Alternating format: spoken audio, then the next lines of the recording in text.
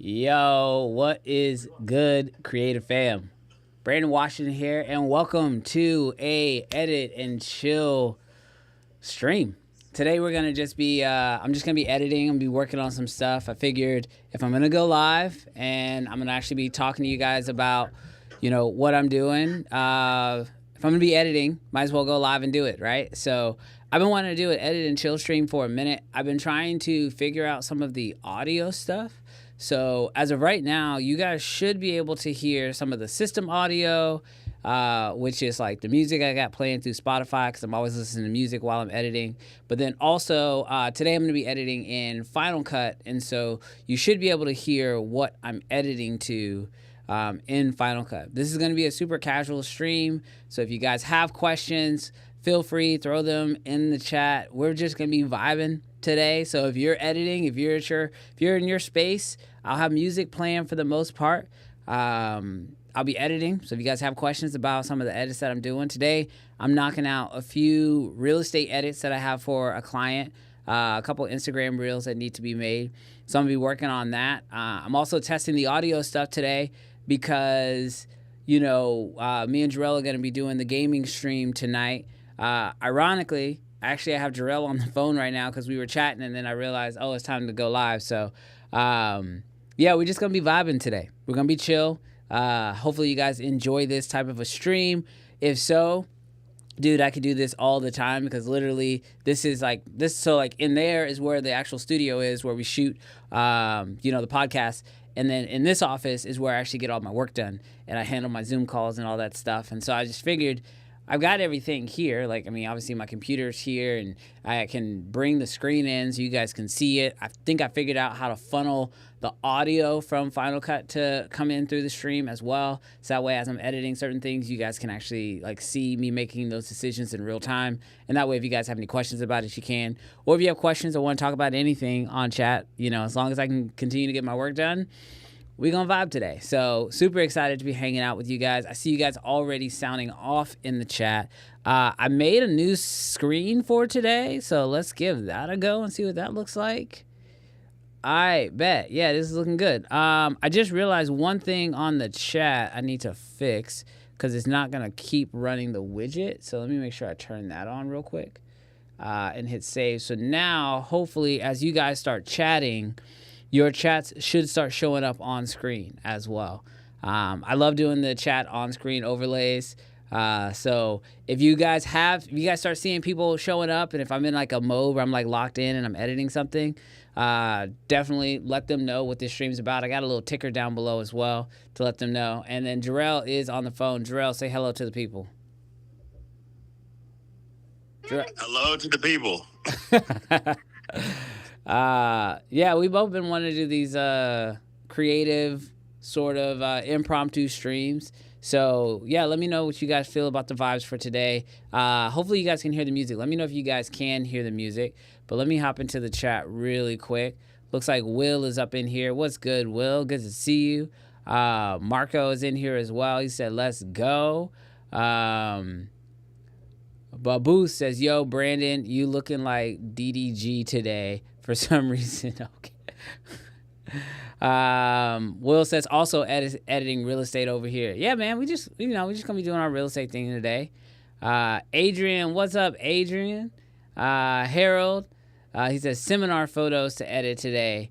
Thomas says, just finished up an edit 5 minutes ago and waiting for it to export.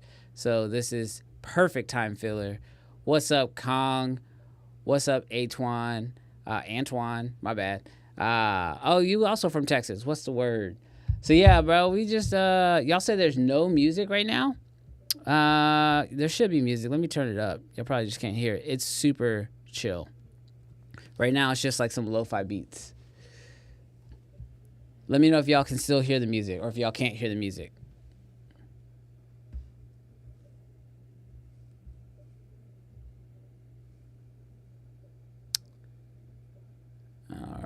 Let's see. Can y'all get that music? I get to watch some editing at the gym. Peace, editing in the studio. Also, any reason you chose Final Cut Pro over Premiere? Checking in. Y'all say y'all can't hear it. Y'all can't hear the music. Hey, Jarrell, you there? Yeah, I'm here. Hey, can you pull up the stream and see if you can hear the lo-fi music in the background? Yeah. Give me one sec. So I got what music? That's what it is. Let's see. I got something playing, but I don't know what's playing. What are you playing? It's like lo-fi. Oh yeah, that's not lo-fi. Let's see. What in the world? All right, let's see if I can get that coming through. All right, maybe the music's coming through now. Chat, let me know if the music's coming through now.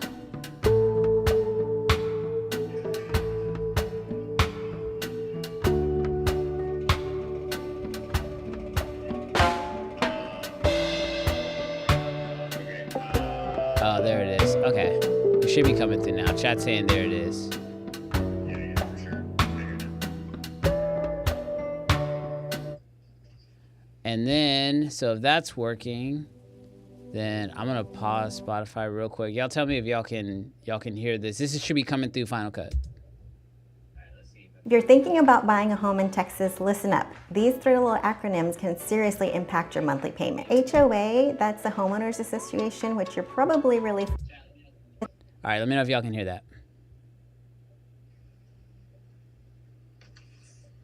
Yeah, I can hear. You can hear the edit from Final Cut? Oh, no, I haven't gotten to that point of the video yet.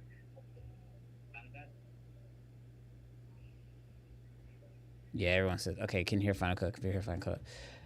Bet. Dope.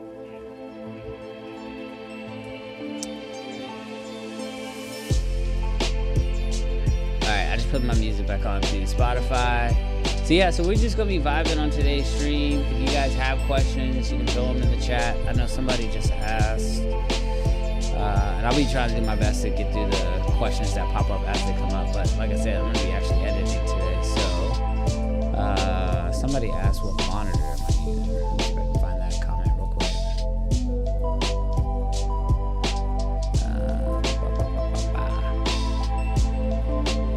There's music now, but it's a little loud. All right, let's pull the music back a little bit.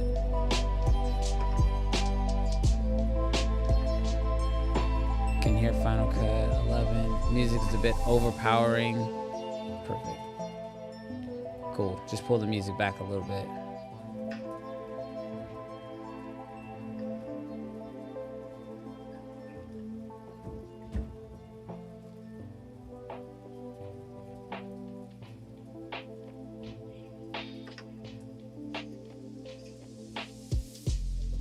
I thought somebody had asked what monitor I was using, but maybe I didn't read that right.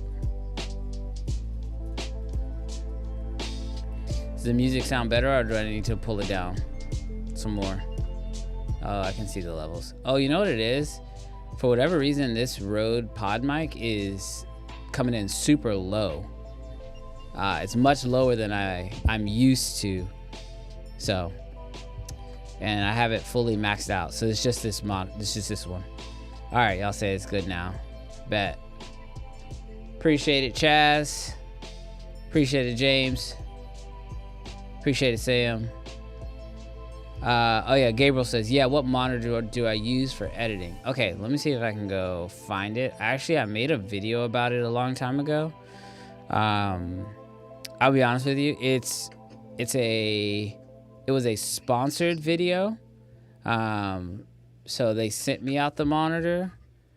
Let me go on my YouTube channel and see if I can't find the video that I did on it, because it's a Dell, but it's got like a really dumb, like one of those dumb long model numbers.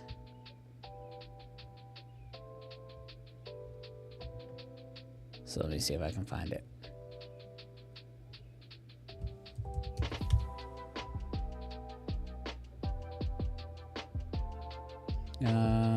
What did I do the video on this for?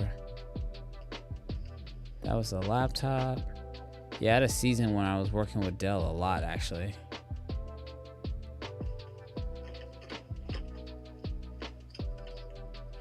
Let's see if we can find it.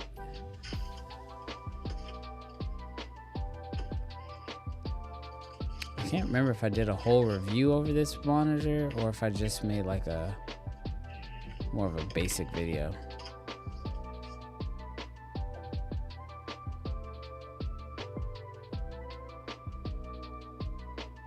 Okay, yeah, here's the monitor. Jeez. Okay, this monitor is stupid expensive. I don't know if I could, in good conscience, recommend it, but I'll let you guys know what I'm using. The price has actually dropped on it a little bit. So I think right now, when I got it, it was like a over $4,500 monitor. Right now it's down to $37.99. But you can get better monitors than this for the price now. Here, I just put the link in the chat.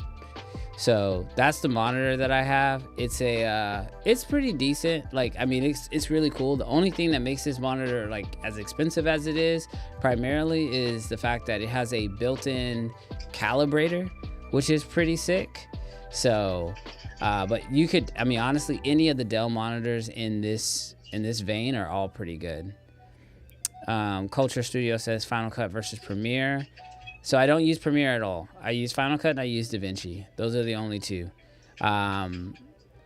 Premiere, I don't like the idea of paying monthly for my editor because I use it so much I'll get locked and I'll be paying for the rest of my life. Something that Jarrell has to deal with. Jarrell, you just need to be on the stream. I can just put you as a small box. Hey,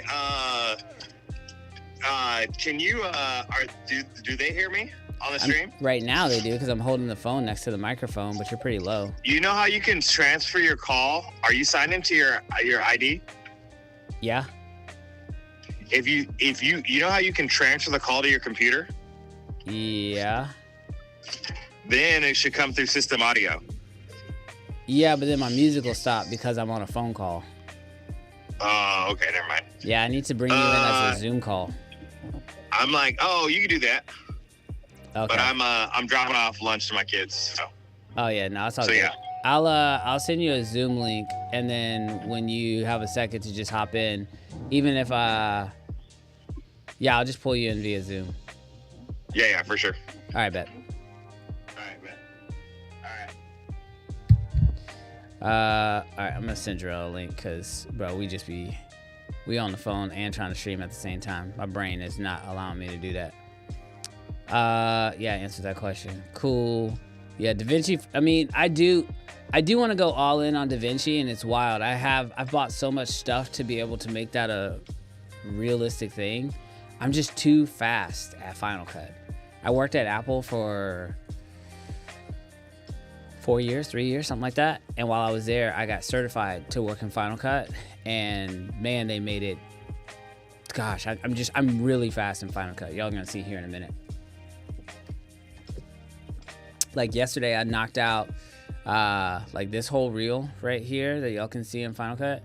I knocked out this whole reel in like 30 minutes, and it's got like, you know, graphics, text overlay, sound effects, sound design. You know, obviously now they have the new cutout feature, so it allows me to like put things behind people's heads real easily. I know you can do all this stuff in DaVinci. I'm just not as fast at it in DaVinci. So,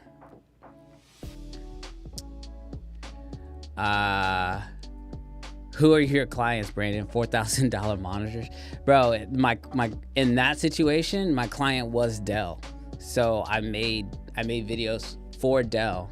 And they sent out the monitor as part of the agreement. Cause I'm not gonna lie to you, I probably wouldn't spend $4,000 on a monitor. I struggled. My gaming monitor that I have in there, it's like a LG OLED.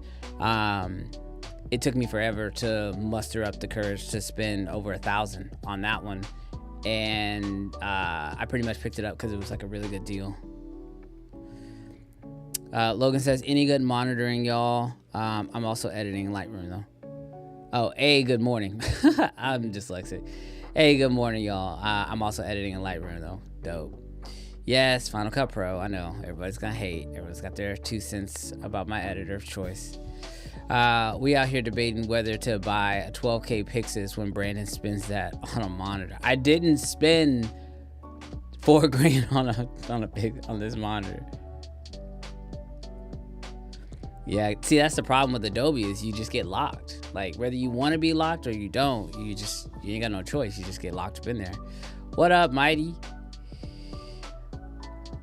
I hate editing on Premiere. Been using it too long. See, that's it. I think DaVinci is really where it's at, y'all. I'm pretty convinced DaVinci is where it's at. Dropped Adobe as well. So hard to get used to. The replacement though, like working with nodes in DaVinci. Yeah, it's just the DaVinci workflow is so different that, like, for me, I know it would be valuable. Like, I know it's better in almost every way, but it's so hard to leave. Will says, I missed Final Cut. I'm on a PC now. Love DaVinci, but it's much faster. Yeah, and that's the deal. Is like, that's one of the reasons why I want DaVinci. So, like, my son uses a PC for some of his gaming stuff that he's creating. And, like, I want to personally get a gaming PC just for myself, for gaming purposes. And so being able to, like, edit in DaVinci would make me more cross-platform. So whether I'm on my Mac or if I'm on a PC, I can still get the job done. Hopefully I'll get DaVinci. Maybe what I'll do is on future editing streams, because I'm going to do a lot of these, like, edit and chill streams. James, maybe I'll have you come on the stream with me, and I'm gonna force myself to just edit on live in DaVinci for, you know, however long I stream for, and that'll just force me to learn it. And you can help me live in case I run into any problems. I use Premiere, but I started learning DaVinci. I use Apple Studio displays, and honestly, I haven't regretted it for a second. Dude, I almost bought the Apple Studio displays. My only problem is it's only a 27-inch display, and this Dell one I have is a 32, and I'm worried that if I try to, sorry y'all, my mom's texting me, or she's actually calling me. I'm trying to text her back. But my problem is I feel like if I try to go to a 27-inch, I'm not gonna like it. But and then the XDR display, y'all talk about expensive. That thing is ridiculous. I do want some of those, but again, I can't bring myself to spend that kind of money.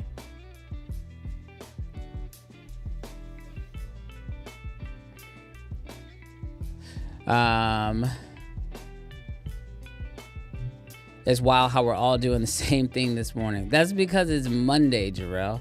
Oh, Jarrell, dude, see, this is what I tell y'all. My brain just be forgetting stuff. I'm supposed to send Jarrell a link so he can hop on the stream. Let's do a new meeting.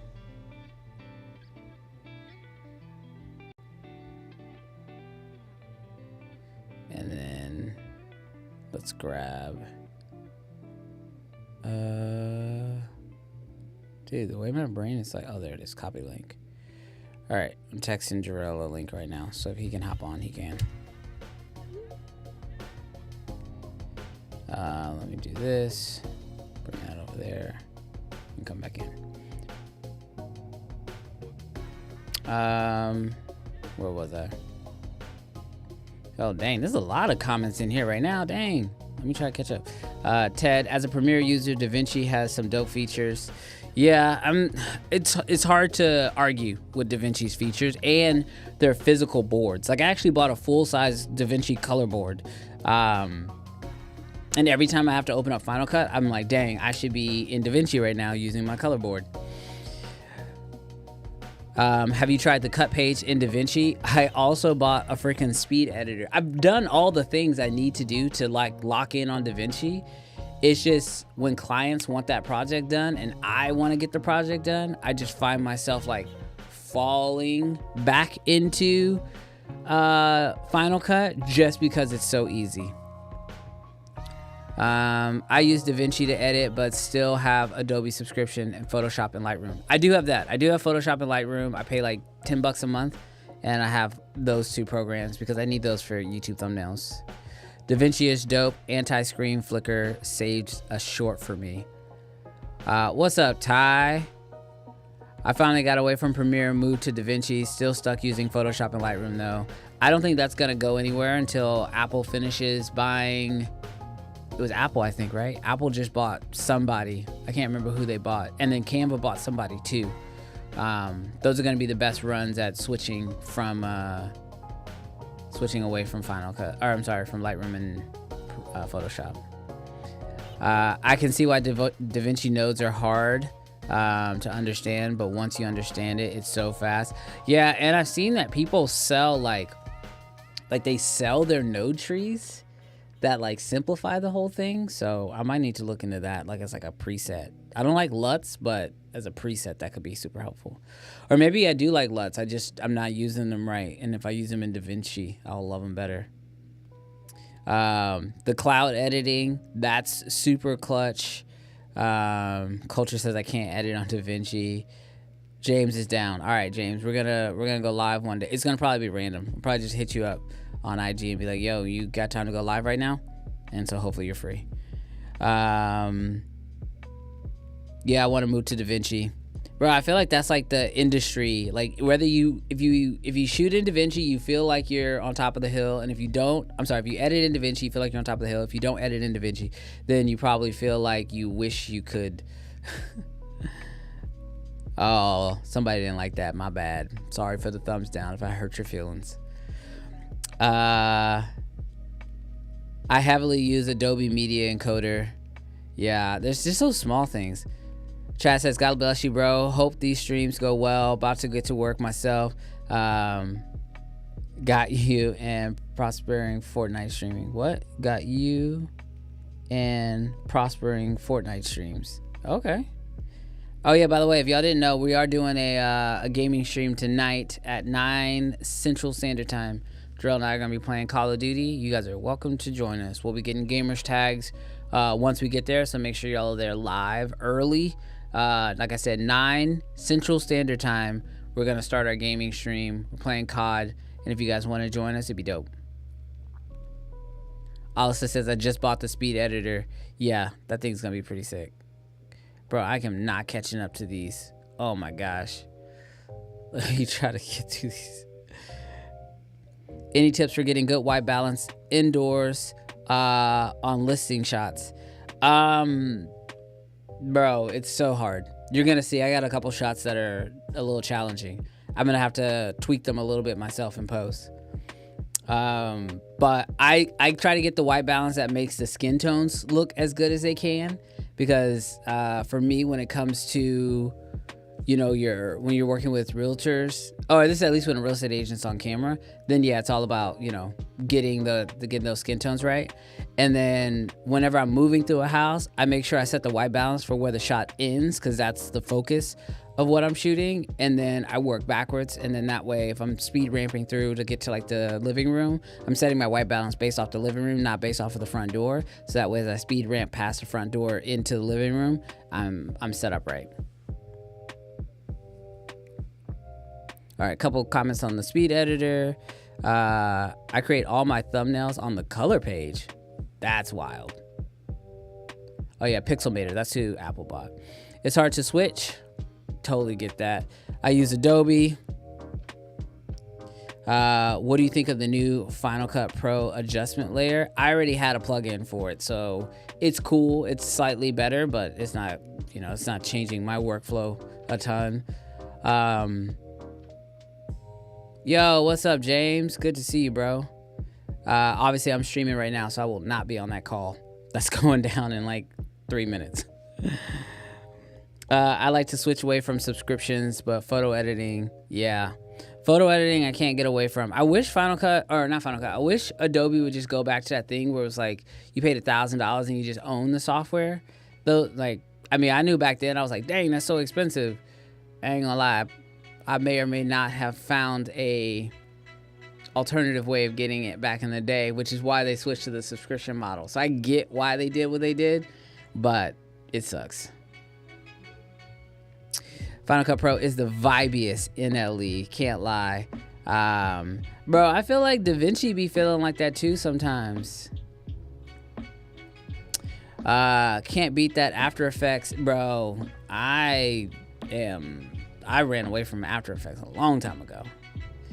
What up, Gary? Good to see you in here. All right, I finally made it to the bottom of the chat.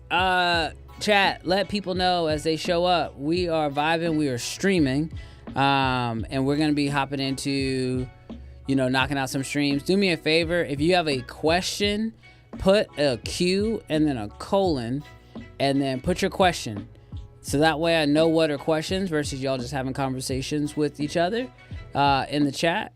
Also, if you're editing right now, we're gonna turn the music up just a little bit so that way we can vibe. I'm gonna tell y'all I am editing in Final Cut. If y'all are just enjoying the music, I can make just the music play, which is fine. Or I can actually let y'all hear the music that I'm editing to inside of Final Cut. So this is my first edit and chill stream.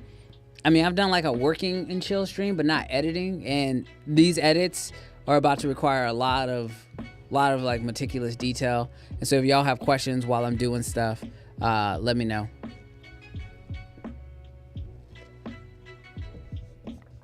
I do see one quick question while I get this set up.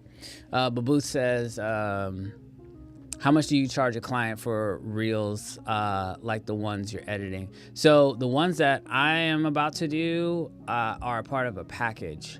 So they have me come out once a month. And then I basically shoot all these and edit them over the course. We normally go from 10 to 3. So it's at 11, 12, 1, 2, 3. So 5 hours.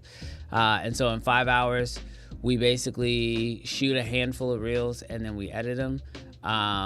Basically, the way I break down the pricing is my day rate, like I've told y'all before, charge about $1,000 for the day. I at least want to make $1,000 if I'm leaving my house. And then another $2 for all of the edits that require to be done. So this whole package I do is about $3,000. It's super, super simple. I use a lot of AI tools to make the job easy, and I knock it out in like a few hours. So, yo, I can't hear you. Let me see if I can get you in the stream. Jarrell's trying to hop in the stream, y'all. Are you trying to come in camera or no camera? Jarrell? Jarrell, I lost you. All right, I lost Jarrell. He's still on the stream, but I can't hear him. Hector says, is this one of the videos you didn't shoot and log? Yeah, this is actually. So check this out. Oh, Jarrell, actually, if you just talk, they can just hear you. That's crazy.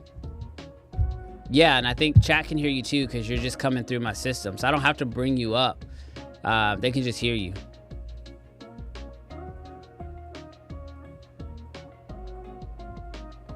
Ooh, probably not, because it's just coming through system. Are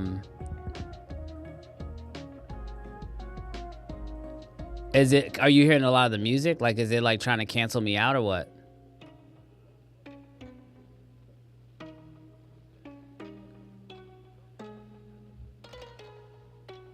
Wow. Oh, they said they can't hear. Oh, Gary said Jarrell, so I thought they could hear you. Let me just pull you in.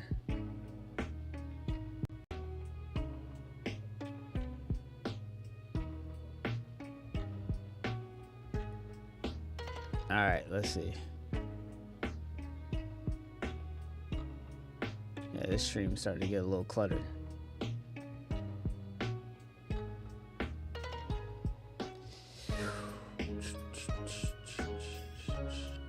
Yo, my FaceTime camera.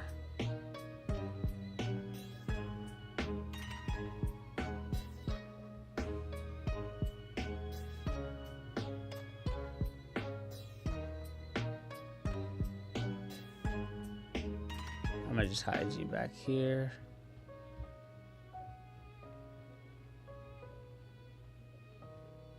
All right. Jarrell, try to speak now. They might be able to hear you.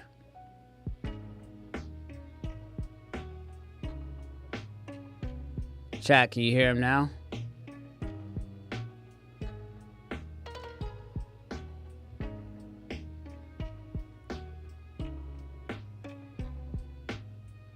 Yeah.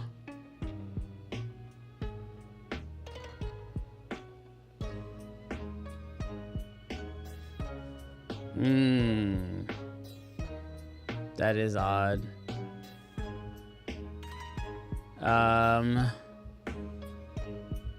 Let me see.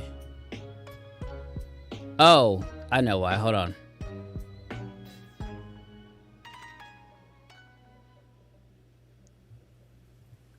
All right, can you hear me now? Okay. All right, so you can hear me now. Now, chat, can you hear Jarrell?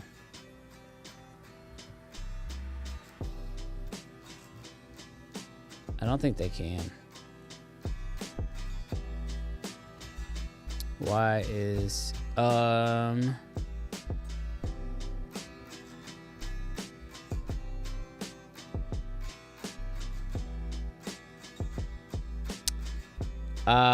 only thing I can figure out right now is that your camera's not on, so it's not pulling you in as a guest. Just turn your camera on. I've got you hidden on the stream, like you're behind the Final Cut deal, so they can't see you. But turn your camera on, so that way maybe Ecamm will actually pick you up as a full-on guest.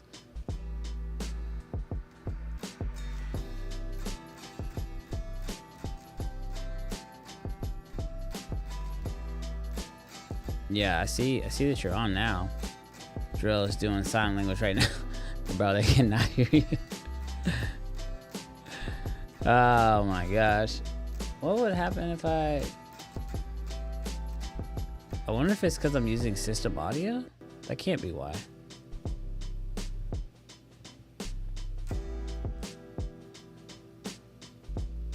Yeah, I set you up as guest one. So let me see. Let me not hide your screen for a second.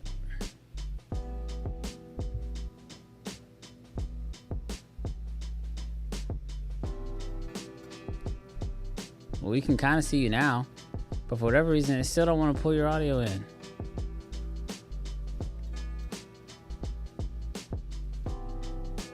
Bro, do what you gotta do.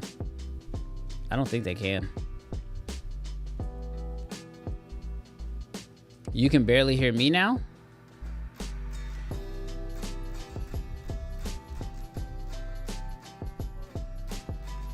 You got AirPods?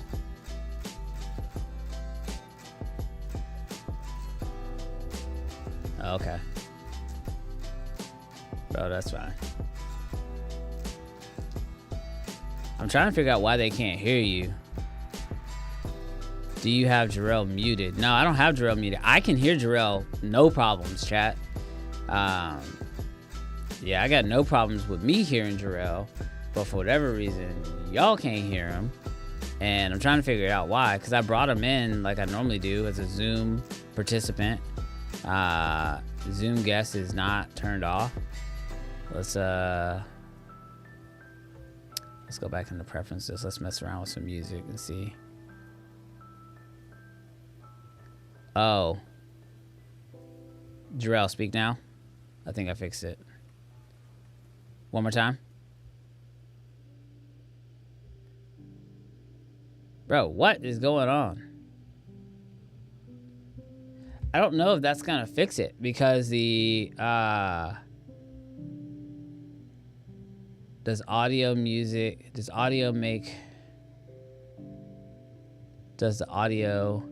music over Zoom priority?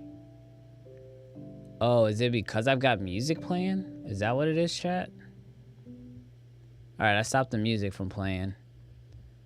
Let me see what, I can hear you via Zoom right now. I can hear you. Bro, you look like a, you look crazy. What's that?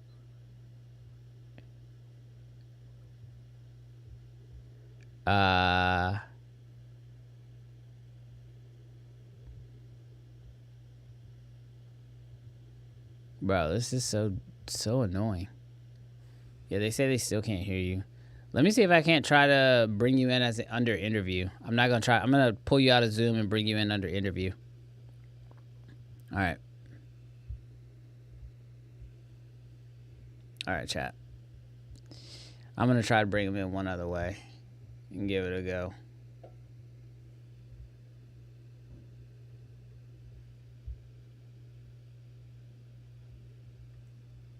Text him real quick.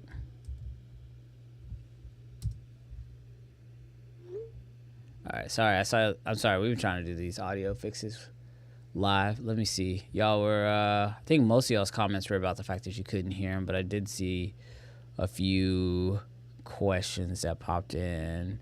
Oh, Hector had asked, is this, let's see, a sign.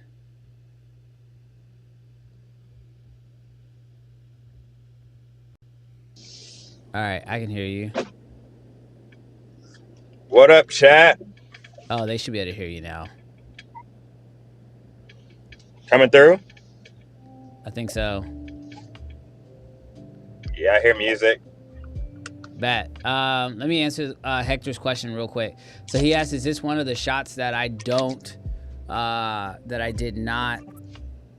shot and not log? Yeah, so look, y'all, this is like straight out of camera. Jarrell, I almost messaged you about this, but like, bro, these shots straight out of camera were like crazy. Y'all know I don't like to glaze Canon, but like, I mean, this is like straight out of camera.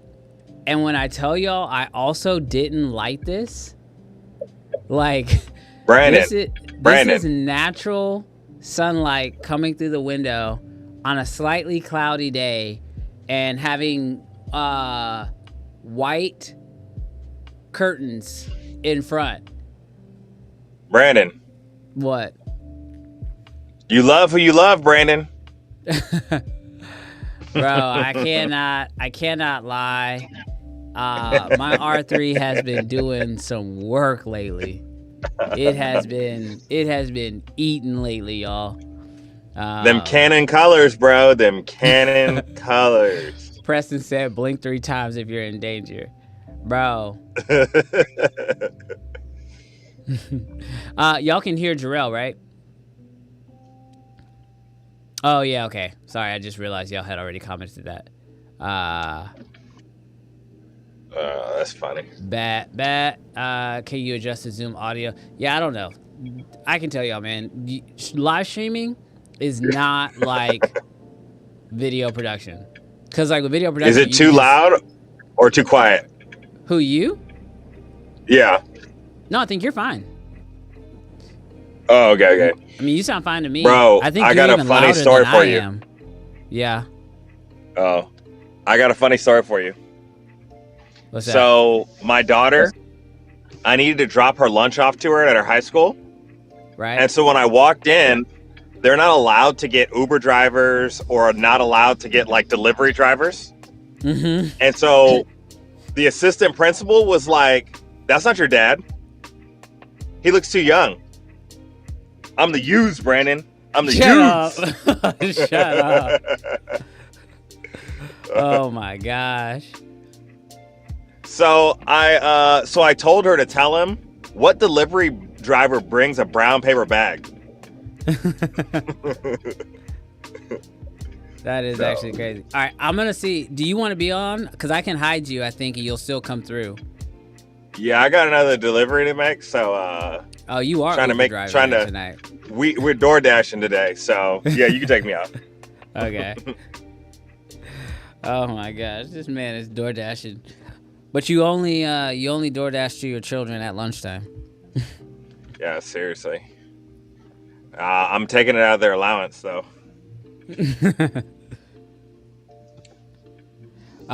Gary asked for Jarrell, did he save his footage? Oh, so crazy. Like, the Lord is good, because I did. I got almost everything back. I got enough back to not be like destroyed. Yeah. So I can say like fully that the program, I'll probably talk about it again, but the program that I used to recover everything was super legit. So far, no corrupted files. Ambassador. Seriously. Cut me some checks. This man's gonna be if all this stuff works out, Jarrell's gonna be screaming these praises from the rooftops. All right. Brandon, I'm about to drop this lunch in the elementary school, so I'll be back. Give me a couple minutes. Yeah, you good. I'll mute you for a minute. All right, I muted you. Bro, the way I've been live for 44 minutes and haven't edited a goddamn thing, I think this was a bad idea. This is probably a bad idea. I'm probably not gonna get as much done as I want to. I do need to hop into. Oh, of course, my mom had texted me.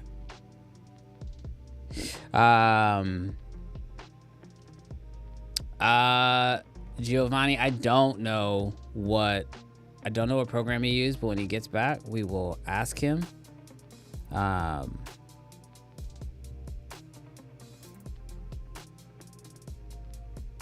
And then I need to get into Instagram and find a sound for this edit that I need to put together.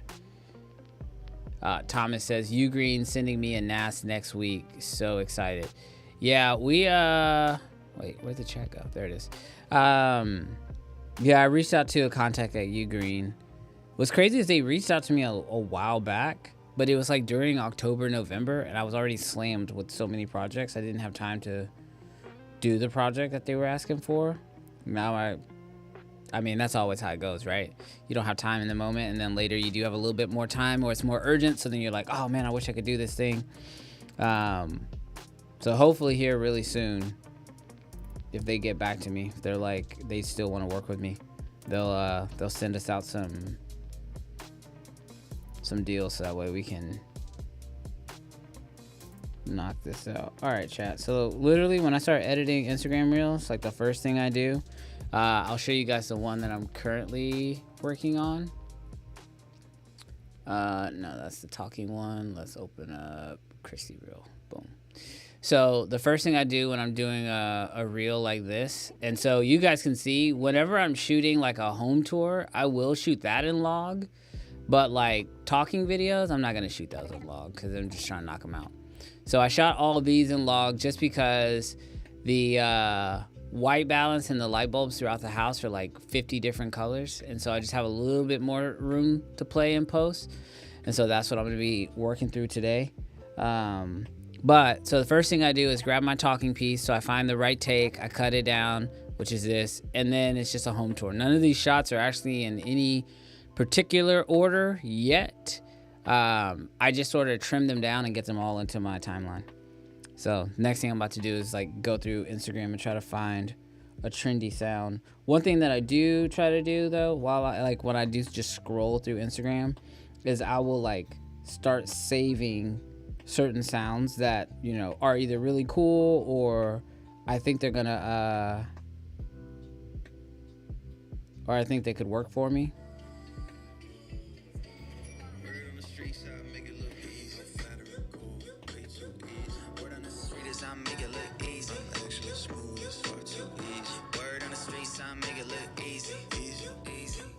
All right, bet. That's the one I'm going to use first.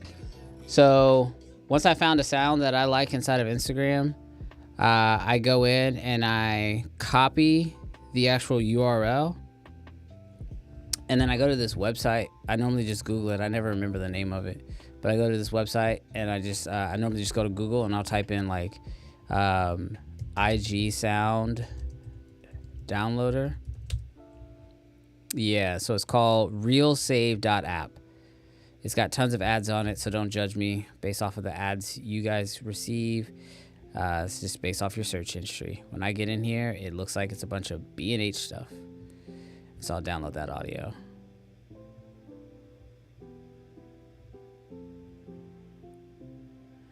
Boom. All right, and so now I've got my sound. And y'all can see this sound is 25 seconds. So I gotta turn all of this into a 25-second reel. This is gonna be crazy. Oh, Jarrell, you're back. I didn't even realize it. I have you muted. Yo, what's up, Jarrell? Yo. Dude, that's legit. I love hearing about your process because I feel like I've never done a reel this way. What? The way that you're going about it, finding trendy IG sounds. Like usually, I'm hitting up Artlist or Epidemic. Yeah, if I know that the reel is gonna live on Instagram, I'm gonna try to give my client the best opportunity for virality I can. So that for me starts with like finding a really dope song. Yeah. So I'm gonna pause the music in the background real quick, just so that way you guys can hear the sound that I'm gonna be using. And I follow a lot of, because this is a realtor, like I follow a few other real estate Instagram accounts, and I'll see what songs they're using and that's trending. Because like what's crazy is like I've found this out through on Instagram recently, is that like songs trend in groups but not overall on Instagram. So like there can be like a trending song inside of real estate but not in the camera space, or there could be like a dancing trending song but it's not trending everywhere. So like you can find certain sounds that are just trending in certain niches. So I follow those accounts so I can try to find those sounds. Now, second question is your deliverables only going to Instagram? Yeah. Okay, that makes sense. Yeah, for this oftentimes, because like I'll have deliverables that will go to Instagram, Facebook, and then they'll also want something to go on HAR.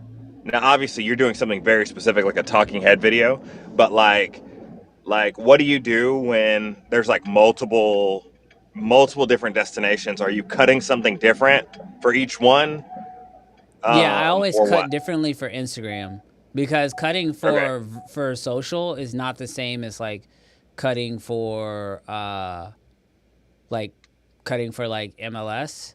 And also like I shot these vertically knowing that these were going on IG versus like shooting something horizontal and then trying to make it fit, because I've always found that just sucks and you end up having to like do stacks and stuff. But I'm gonna play the song so that way I can actually hear it all the way through and chat can hear it all the way through, and then I'm gonna start trying to knock this thing out. Yep.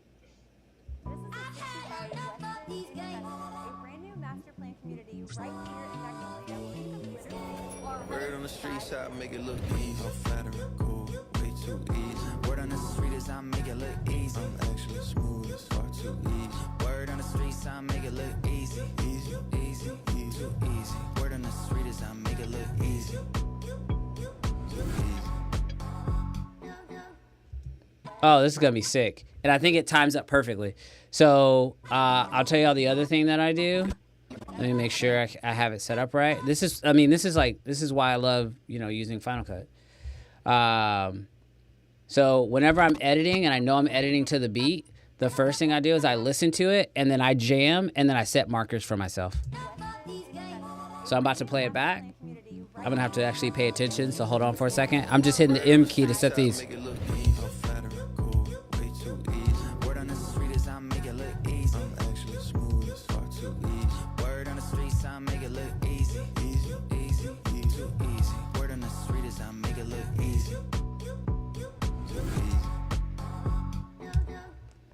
All right, so what I just did was I just played the beat back. So now I have like these markers to tell me like where cuts should go, so that way they stay on beat. And so now as I start cutting through, I kind of also have an idea for how many shots I'm gonna need. And I need to make sure I have enough of these shots so that way I can play them to the music, right? So like this first one here, this is where the talking's gonna end, and this is where the video's gonna play. So I'm gonna hit the S key so that way it's not scrubbing, so that way you guys don't have to hear all this. But if I go 1, 2, 3, 4, 5, 6, 7, 8, 9, 10, 11, 12, 13, 14, 15, and then 16. So I need 16 shots to get through this. 1, 2, 3, 4, 5, 6, 7, 8, 9, 10, 11, 12, 13, 14. All right, so I'm at 14 shots. But I don't have any of the drone footage in here either. So I'm pretty convinced now, because like this is that house right here. So this is a drone shot for that house. This is another one. I should have some top downs. And then I have like the neighborhoods and a few other things. So yeah, so I'm gonna be able to knock out this sound and do the edit that I want super easily. But by going through and like sort of pre-setting my markers, it just makes it a little bit easier for me to know that, okay, I do have what I'm gonna need in order to execute this edit. Logan asked, am I crazy or did the channel's handle change? Yes, we are going through some rebranding. We talked about this in one of our members only stream, but having a channel called Uncensored is very hard to tell people to go search for because they get some not so safe for work responses in YouTube. So we are in the process of rebranding so that way we can make it a little easier, especially when we're working with brands. Speed ramping and Final Cut is so easy. I love it, bro. That's another reason why I don't think I can leave. It's just it's so fast. Hey chat, hold on 1 second. I'm gonna mute myself. Hopefully you guys can't actually hear me. I'm getting a phone call.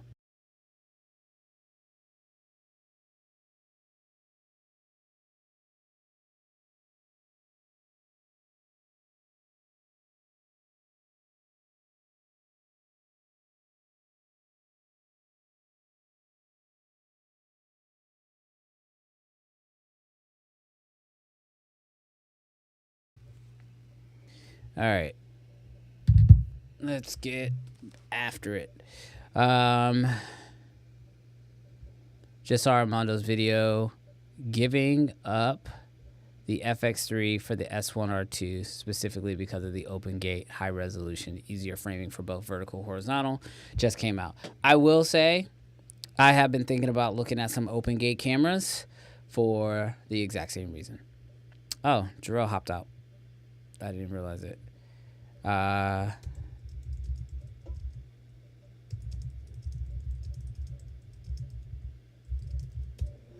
Cool.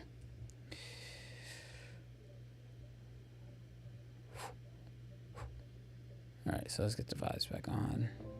All right, so the first thing I'm gonna start doing is I'm about to just start going through and just speed. Actually, I want to grab a couple shots that will make sense to. Sorry, just turn the music down so that way you guys can. That way you guys can actually like hear the vibes, but without hearing all this music playing in the background.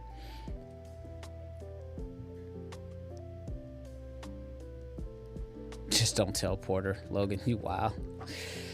Porter's gonna tell you, stop being lazy, bro. All right, so I'm about to put these in some order. So what I try to do when I do my real estate shoots is try to find shots that go hand in hand, side by side. And so that's what I'm gonna be looking for right now. Cause I've got a few specialty shots like this one here.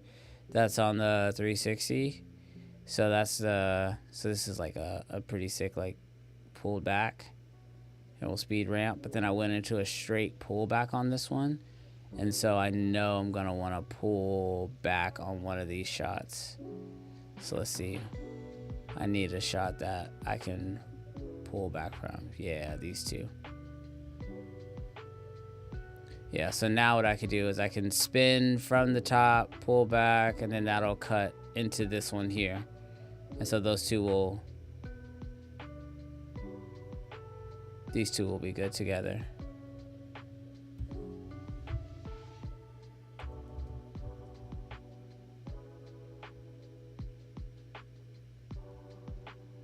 All right, let's start with our, all right, so we're probably gonna start with this shot because this is our coming in through the front door. And so look, I'm gonna show y'all just how easy it is to do speed ramps inside of Final Cut. Literally, I'm gonna grab my range selection tool and I'm just gonna literally drag all the way out to here to where I want the shot to start. And then I have keyboard shortcuts set up this, but I'm just gonna do it this way for the sake of today. 20 times speed. And so now literally, boom, speed ramp done. And then because I set these markers for myself, chat, what I can do is I can shorten this down. Boom. And so now I've got, boom, solid. One shot done. Now we're just about to hit a few different ones here. So I do like showing off the other side of the living room. Grab this, throw this in here. Boom. Lovely. All right, 2 shots out of the way.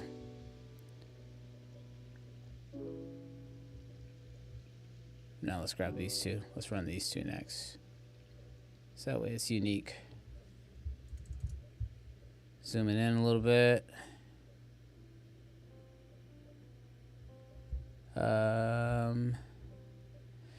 Logan says, how wide are you shooting these real estate gigs? 16 mil, 20 mil. And Otaka says, how wide are the lenses do you usually use for vertical content on real estate? These are all shot on the Laowa 10 mil. I shoot all my my vertical real estate on the 10 mil because, let me see if I can find, there's like a bedroom, right? So like the problem that I run into is if I were to shoot this on a 16, it doesn't get wide enough horizontally.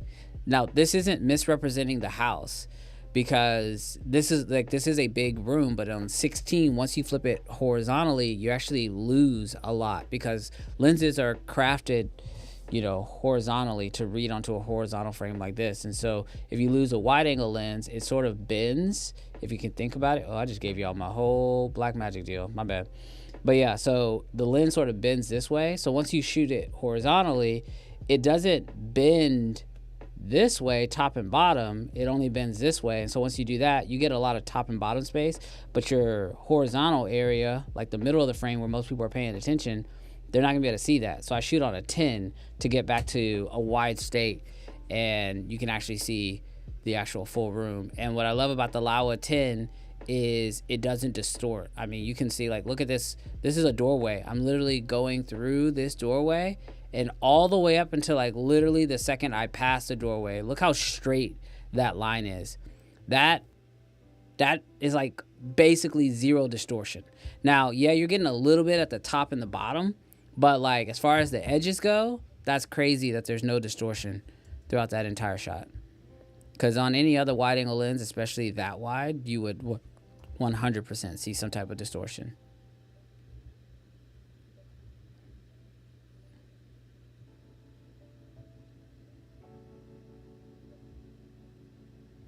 Put that there.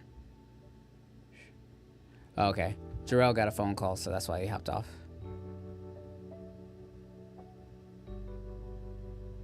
This is a great video showing the north by northwest. Which Mac are you using? Today I'm using an M1.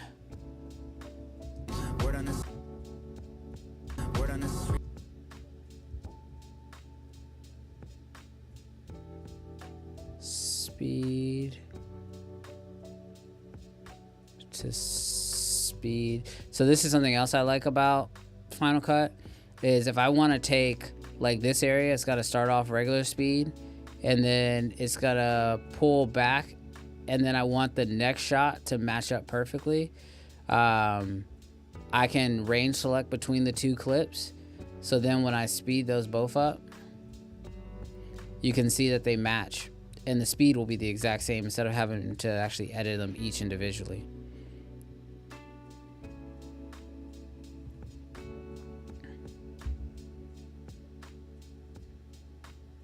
So I'm also gonna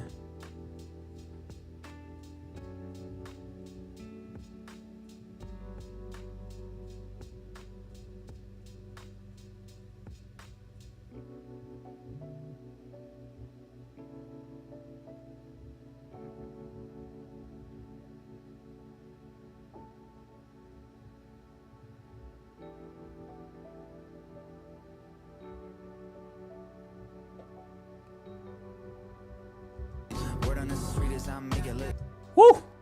Chat, that looks so clean. Oh my gosh, look at that, chat. So we come from the chandelier, we pull back, boom, and then we pull back into this next shot. And again, because I've already set my markers for how I want to, oh, don't do that. Because I've already set my markers for how I want to edit on beat, I know how to just trim that shot there. So look, Matter of seconds.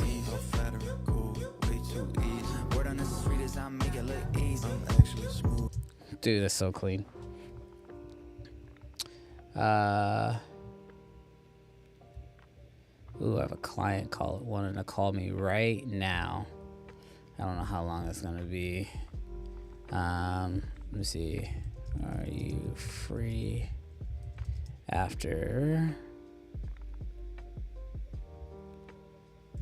Let's say 1 o'clock, because I'm gonna probably stream until like probably about 1.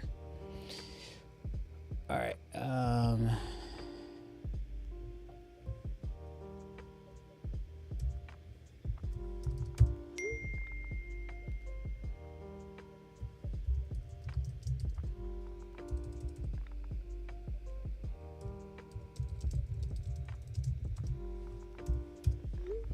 right, perfect.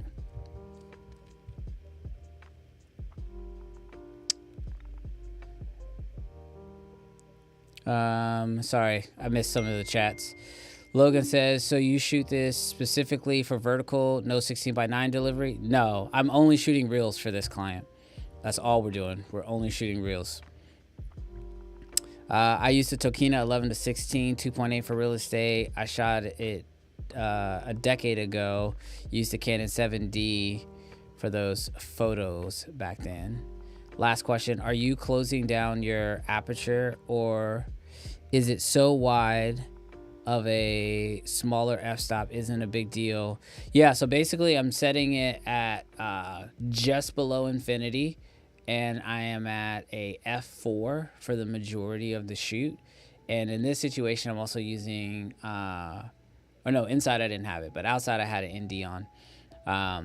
But yeah, pretty much I'm just setting it at f4. And again, like what I'll do for a shot like a shot like this is I know where I'm gonna end is like about, for this one I want to show off the kitchen, I think is what I did. So basically I got here and just made sure that everything looked roughly good and in focus, and then I just backed up. And if it doesn't look good here, it doesn't matter, because I'm speed ramping past this. I'm gonna showcase the kitchen, and then I'm gonna speed ramp past the kitchen. So that's what I'm about to do on this next shot.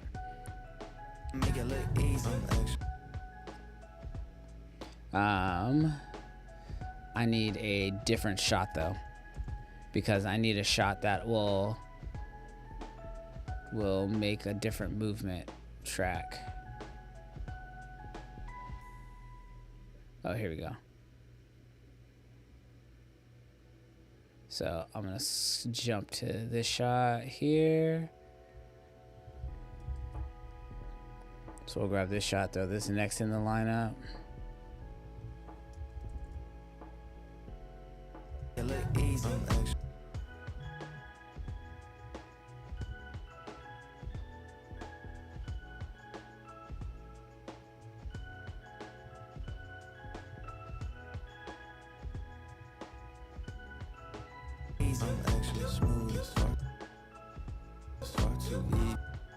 Ooh, actually this one might be a longer shot.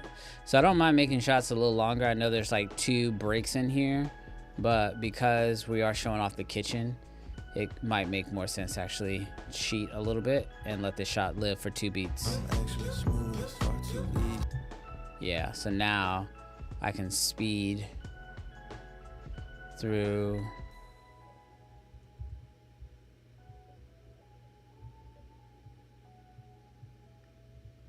Was this the DJI RS4? Yes, this is the RS4.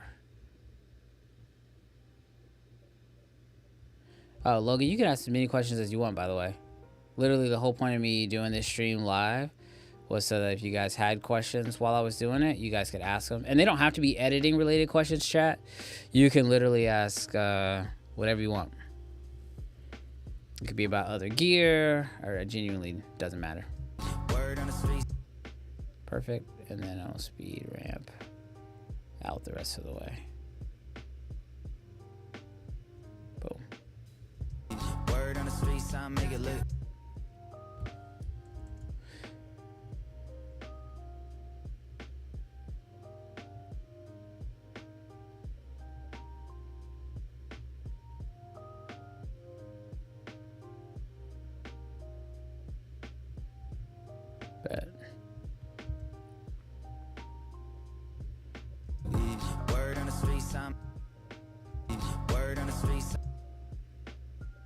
right, and that felt a little jarring. So I'm gonna spread these out. Oh, that's why. That's there. Let's drag that out. Good. Now it should feel more. Word on the streets, I make it. Word on the streets, I make. Word on the streets, I make it. All right, and we're gonna speed forward through to our next shot.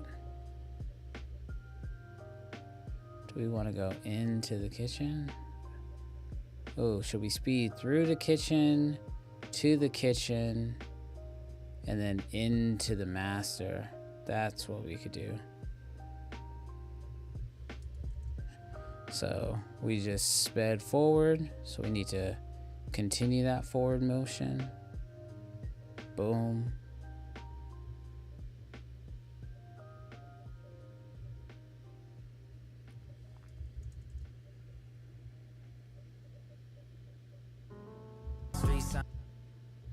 So I need to continue. I need to come out the gate speed ramped.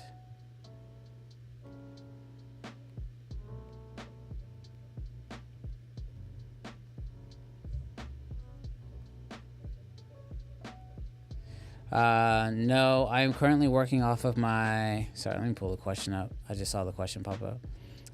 RF Photographers says, "Are you working on a Mac on a Mac Mini?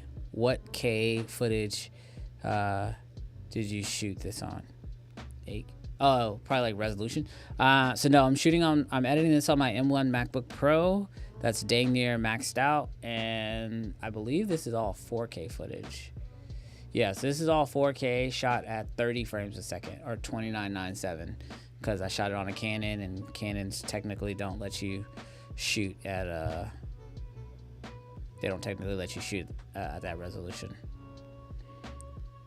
At 30 frames a second exactly. Boom.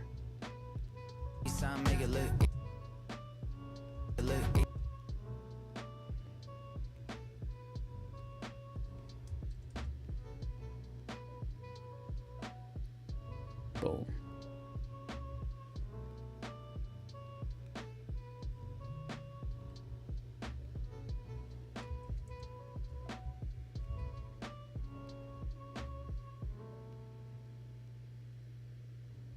Word on the streets, I make it look easy.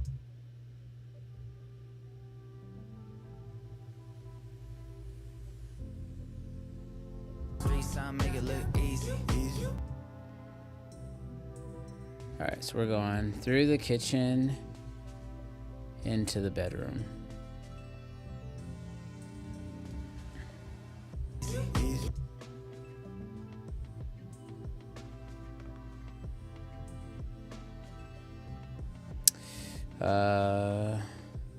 Andy says, how do you feel about the Pixis 12K stands against the Red right now?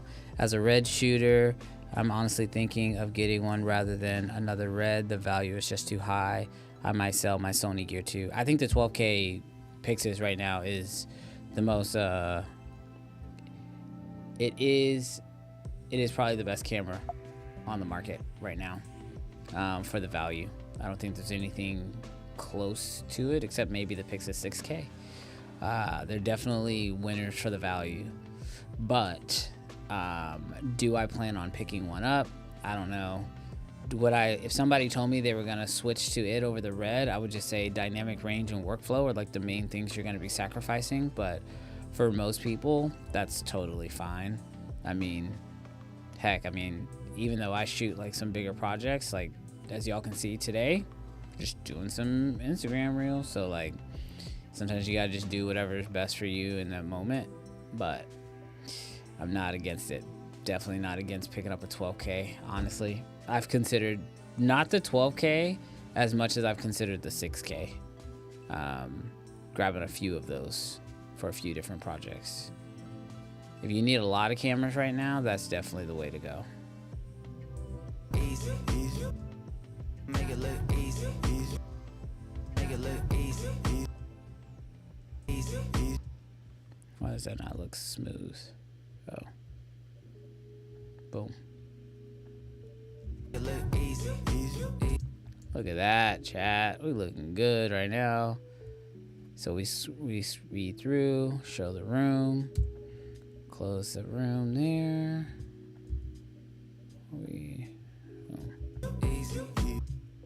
Right, we probably won't be showing the kitchen again, but let's definitely show off this bathroom.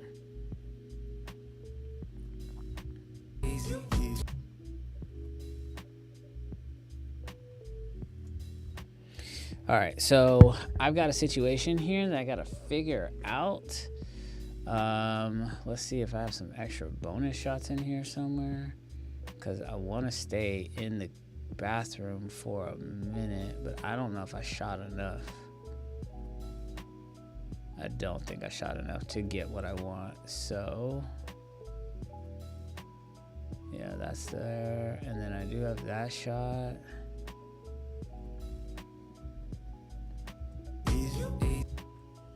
Oh, you know what? Let's grab this chandelier shot first.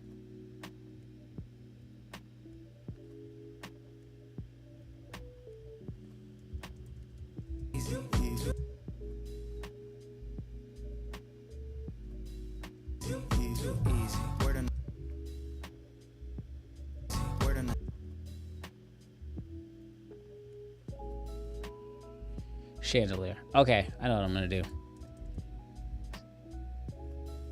So we're actually gonna do a bounce back shot here. So we're gonna go fast.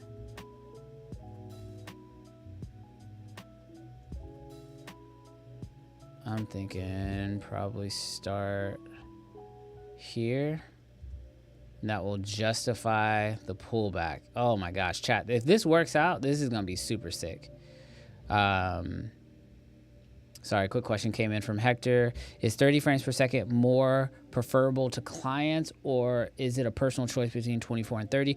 I'm using 30 specifically because this is going on Instagram.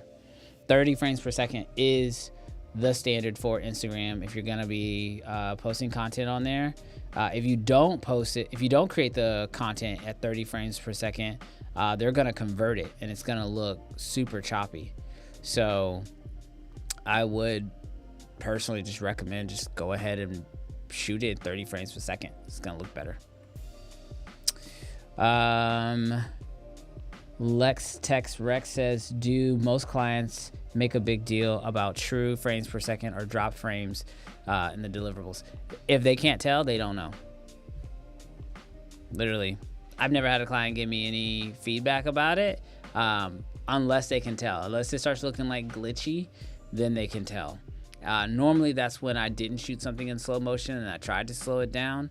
But now with AI tools like Topaz and stuff like that, clients can't tell. Charles says, what up? I hate Final Cut Pro, but it's crazy how easy it is to get speed ramps. I have to do them in Fusion to get something close. Dude, that's what I'm saying. Like, Final Cut's just faster. Like, everybody wants to talk trash about Final Cut, but like when Final Cut editors talk about like how fast it is, this is what we're talking about. Also says, I'm here editing, bro, learning a lot from this live stream. Thanks a lot. Oh, no problem. I'm glad y'all are learning something. I do have to go use the restroom. So I'm gonna go run to the restroom real quick. Feel free and hang out if y'all want to dip, but I'm gonna be coming back in just like 2 seconds. Gary says, Brandon, what are your thoughts about shooting manual focus or autofocus, pros and cons you have with it? All right, give me like 2 seconds. I'm gonna go run to the restroom. I'll come back, Gary. I'll answer that question. Y'all enjoy the music, enjoy the vibes, and I'll be right back. Chat, if somebody hops in and it's like, what's going on? Help them out.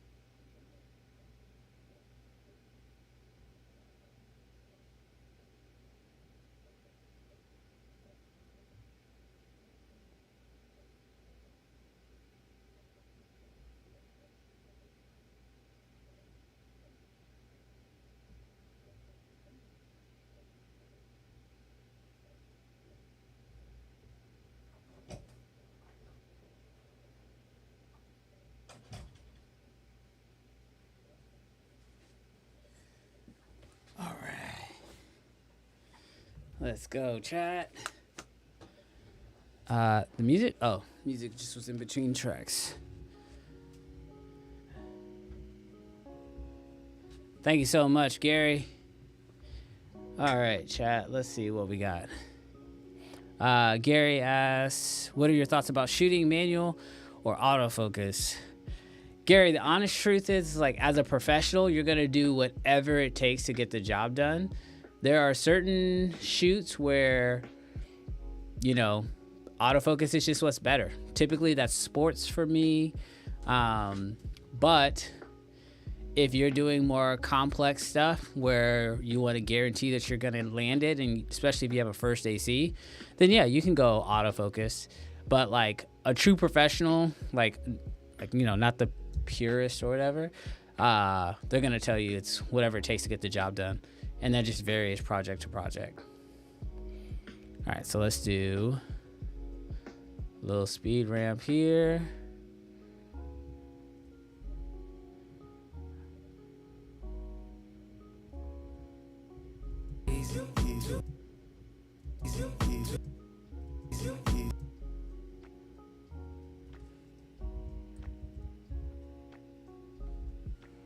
All right, so now I'm gonna cut that clip, and I'm gonna grab this clip.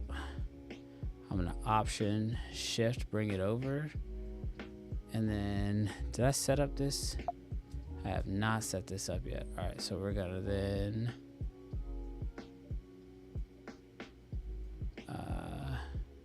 new compound clip, and then I'm gonna reverse the clip. So now, oh my gosh, chat, this is gonna look so fire. Oh, it's already looking there. Yo, this is going to be fire. So what I did was I did a speed ramp into regular speed, and then I basically duplicated that clip over, made it a compound clip, and then I reversed it. So it's going to kind of feel like a boomerang, and it's going to go fast, slow, reverse, back to fast. And when I do the fast reverse, that should play in perfectly with this next shot here. And I've got a lot of time because I've got this whole clip right here, so I should be able to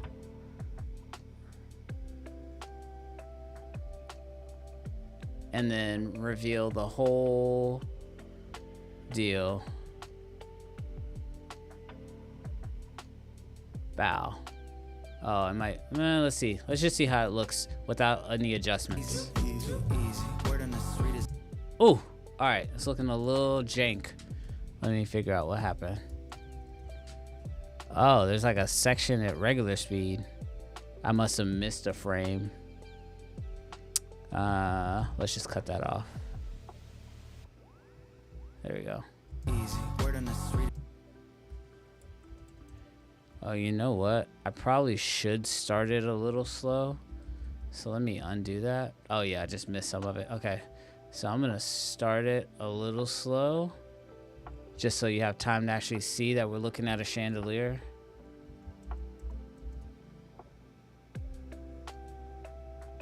And then we'll pull back to here. Let's see if that looks better.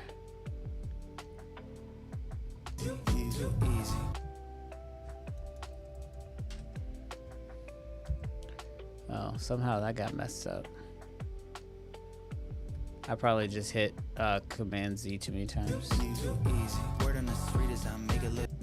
Alright, so too long. I can edit, and now I can literally drag and pull back. Still too long. Oh, you know what? I wonder if I should trim it this way and then pull it this way, so that way I'm more, the movement's already started. Oh yeah, there we go.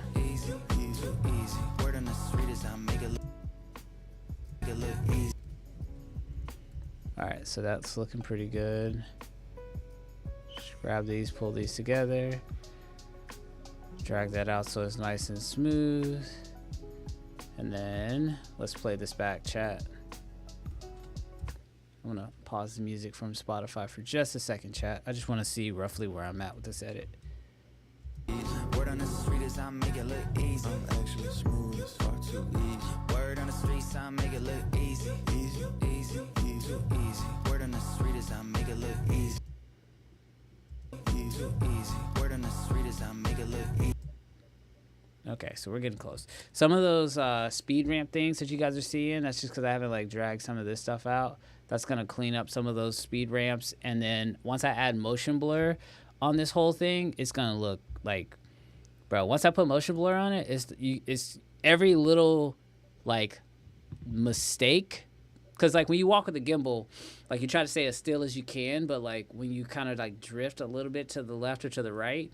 When you speed ramp that gets like magnified, and so I should be able to get rid of those once I motion blur it. But yeah, these are looking pretty sick. Thank you, Logan. I appreciate that. Yeah, these are looking pretty good. Gary says yes. Hey, Will, I appreciate that. Andy says, are you excited for the Switch 2, or are you not into the best gaming ecosystems and brands currently? Haters gonna say it's the PS5. So y'all don't understand. I spend way too much money on video games. That's like my guilty pleasure, I guess. So I am excited about the Switch 2. I own the Switch 1. I have the Switch 1 in there. I have a PS5. We have my son has the newest Xbox. I also bought an ROG Ally, like the handheld gaming one. And then I also have a PlayStation Portable, like it's not an actual PlayStation Portable, but it allows me to like play my PlayStation on the go. I genuinely love video game systems. So yeah, I am going to be picking up the Switch 2, but only at regular price. If they come out with some crazy tariff prices, I'm waiting. Gary says, I used to play Halo a lot. Man, I remember there was like a day when I was in high school where I would just like nonstop play Halo every single day after school. Me and my buddies would get together and we would just play Halo nonstop. What am I doing? What am I changing? Not what I want to be changing. Will question. How do you like the ROG Ally? I want one so bad. I like it. It's just the, oh, I'm changing the size of the chat. That's what's happening. Sorry, I got Ecamm open and I got Final Cut open. So every time I try to hit my keyboard shortcuts to make one work, I'm messing with the other one on accident for whatever reason. But yeah, I love the ROG Ally. The battery life is not as good as you would want it to be, and I know they've come out with a new one since, so I'd probably recommend picking up the newer one. I've got the original white one, and I love it. I just feel like every time I play it, if I do play it on battery, I'm pretty much just like waiting for it to die. If I'm playing any like good games on it, like I played Mortal Kombat on it, I played Spider-Man on it. Normally it's where I like to play like my story mode games, not competitive. Like I wouldn't play COD on it or anything like that.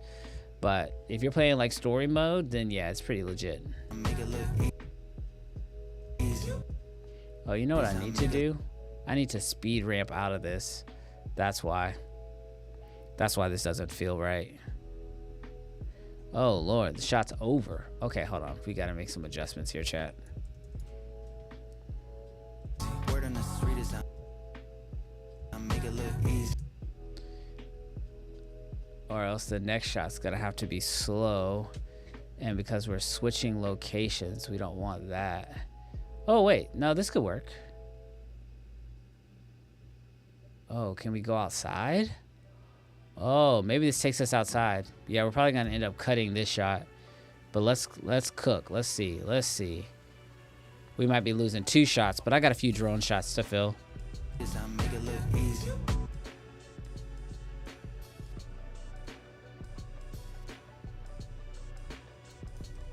Oh yeah. We're gonna do this and run this straight outside. 20x. Boom. I make it look easy. I make it look easy. Yeah, the shot just still doesn't feel right. I feel like it's slowing down too much at the end here. Unfortunately, I don't have any space. Word on the street is I make it look easy. Look easy.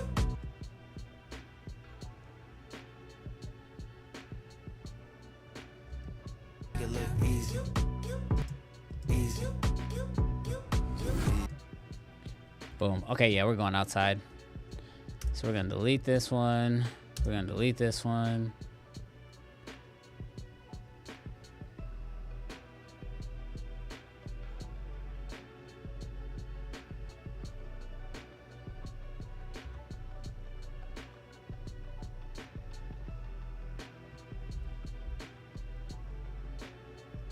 Fast.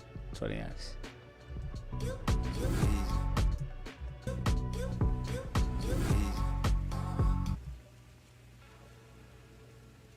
Oh wait, what happened? Why am I off beat? On the street is I make it look easy.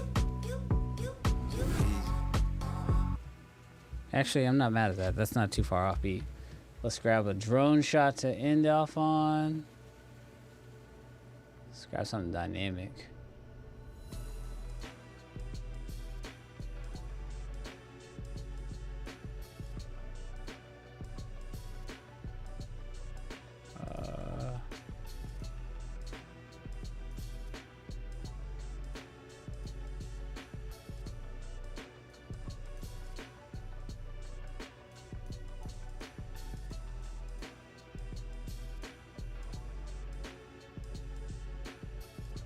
Yeah, that's the shot right there, chat.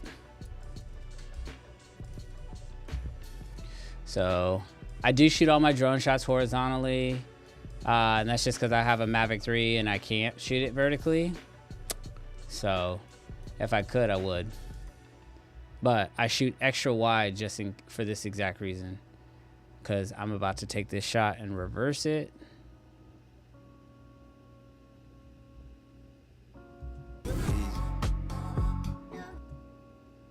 And let's get the shot where it's already moving.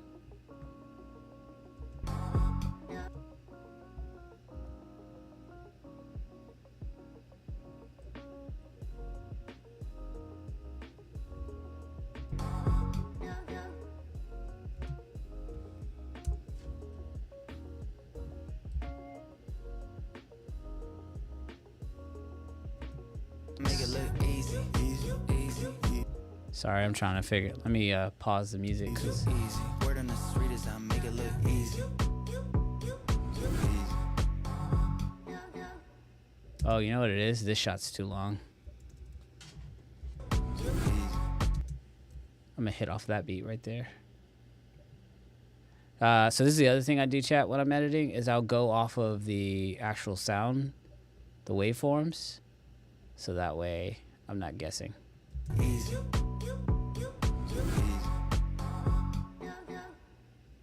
Solid. All right, let's play this whole thing back before we get into the fun. Andy, I appreciate that. Oh, y'all started talking about some whole other stuff. Sorry, I got into the edit. Oh yeah, Hector, huge God of War fan. God of War 1. Nah, technically Gears of War was the first game I ever played all the way through and beat it, but God of War was one of those games that once actually I beat the first one, like I played it all the way through and actually had the attention span to do it. It was pretty fire. All right, so let's do this.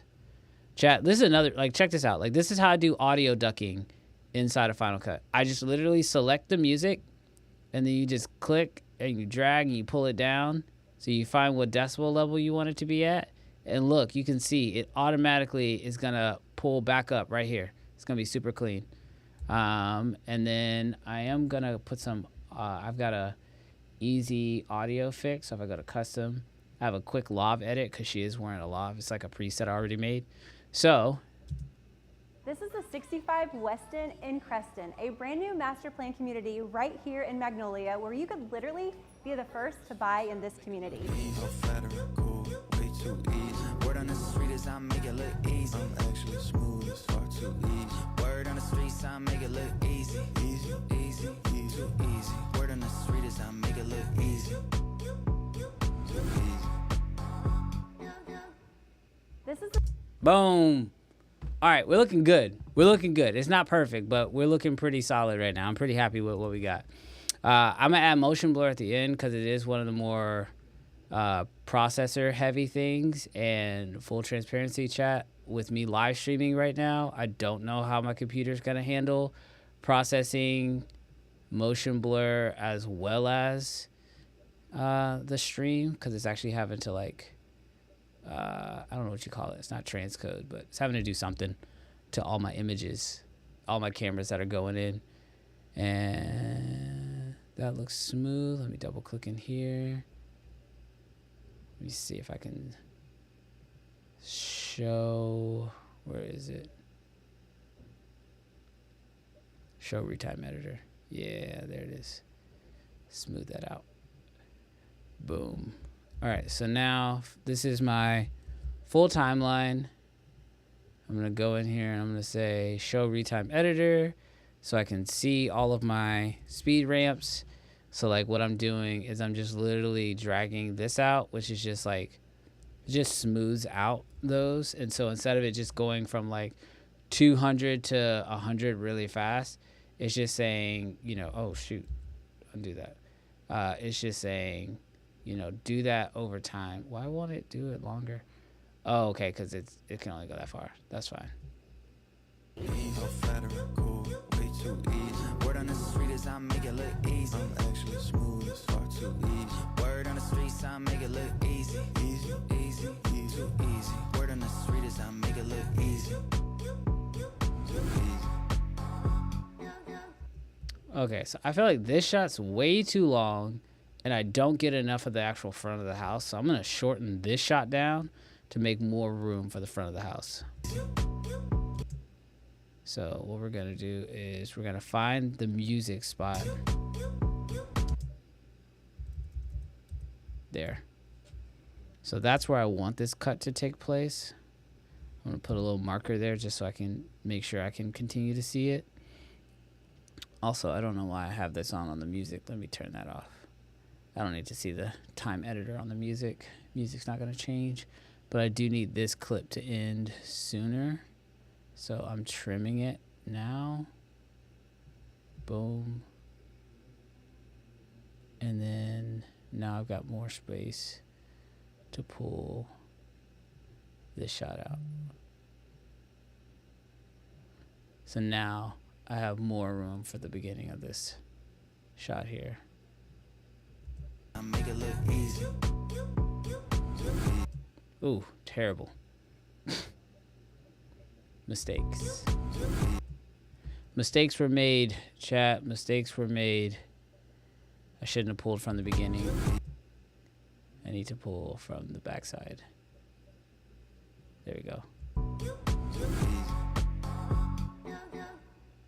There we go. That feels much better. So let's watch that last little bit. Word on the street is I make it look easy.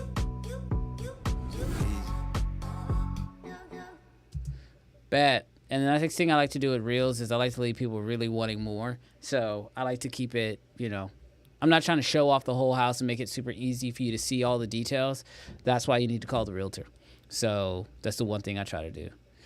Charles says, God of War is the best video game series ever made. Fight me. Bro, God of War is great. Gears of War 1 and 2, I'm not going to lie to you. Gears of War 1 and 2 on the Xbox, fire. I tried to play the third one. Oh, wait, no. 1, 2, and 3, Gears of War were good. When they came out with the fourth one where you're playing as the son, I wasn't feeling that one as much. Got some Naruto fans in the chat. Final Cut Pro not having a music remix tool would bug me. What's a remix tool? I don't know what that means. Oh, is that where it like takes a long song and then it cuts it down into like a shorter version. If that's what you're talking about, yes, I wish they had that. I've honestly almost downloaded Adobe once before just for that tool. Because that is a pretty fire handy tool. All right, so let's check this out. This is I think my edit is Weston done. in Creston, a brand new master plan community right here in Magnolia, where you could literally be the first to buy in this community. So flattering, cool, way too easy. Word on the street is I make it look easy. I'm actually smooth, it's far too easy. Word on the streets I make it look easy. Easy, easy, easy, too easy. Word on the street is I make it look easy. Too easy. Oh yeah. Oh yeah. Edit's down.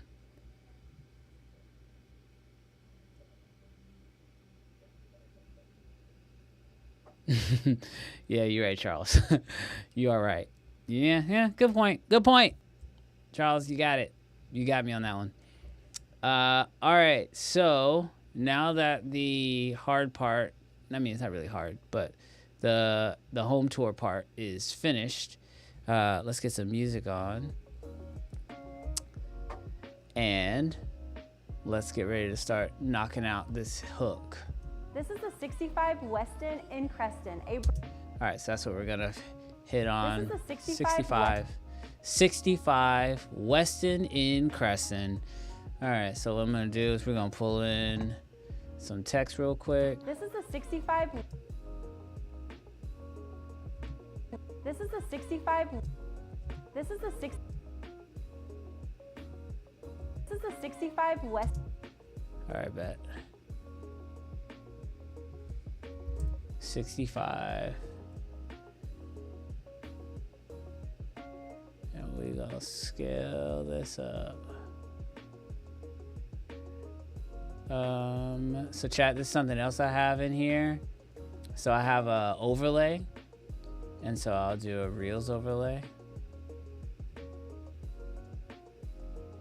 Oh, show custom overlays.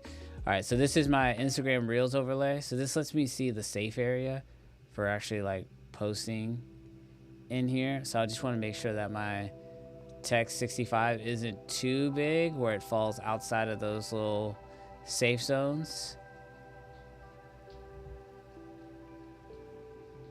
Because if I did, it'd be a waste of space. This is the 65 West. 65. Oh.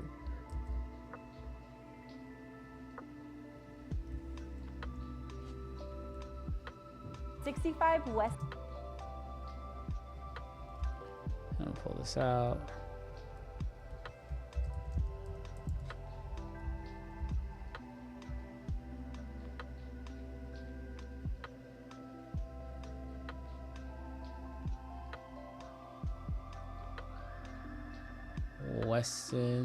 Weston in Creston. Creston.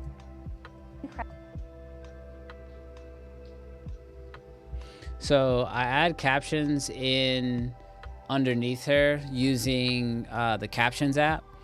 And once I actually add those in, you guys are gonna like, that'll like basically tie this all together. But what I'm doing right now is I'm just grabbing like some of those like highlight words, and I'm gonna have those just like pop up behind her.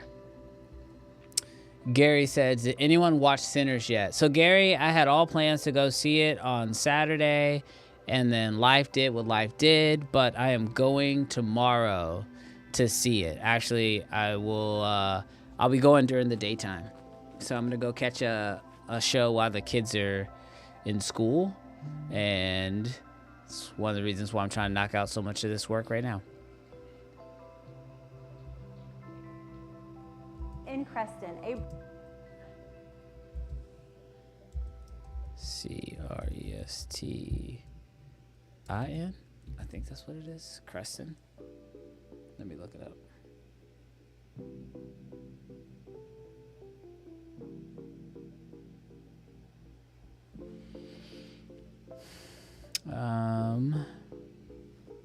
Let me see.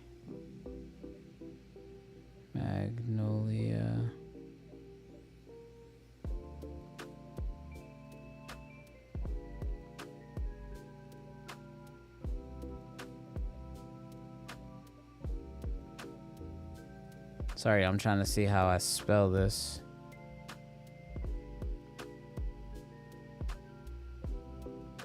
Oh, they spell it with a K. It's K. Wow, I was way off.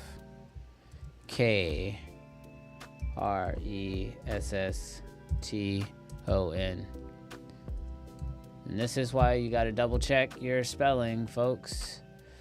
Because I would have been way off. Alright. This is the 65 Weston in Creston, a brand new master plan community right here in Magnolia where you could literally be the first to buy in this community. Bet. Alright, so now what I'm going to do, so I can see how things start affecting, I'm going to go ahead and mask her.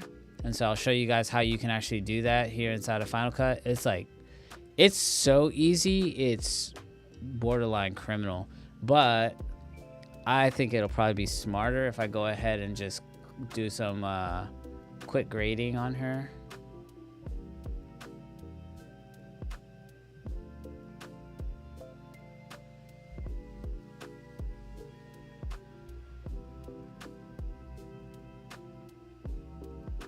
So if you guys use Final Cut, you'll kind of have an idea of what I'm doing here, but like I'm just doing like a slight little grade here just to get myself close. And then I use my color wheels for that, and then I go into my color adjustments.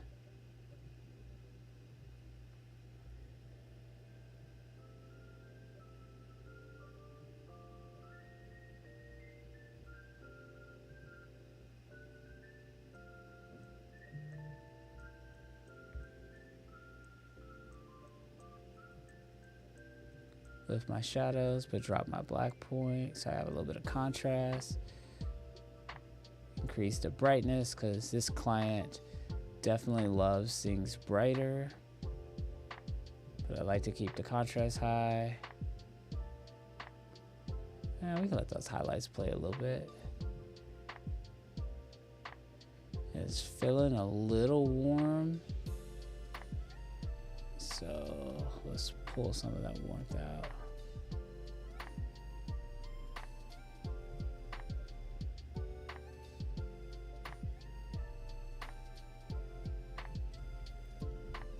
All right, let's get rid of this so it's a little easier for me to see. Boom, gone. This is the 65 Weston in Creston.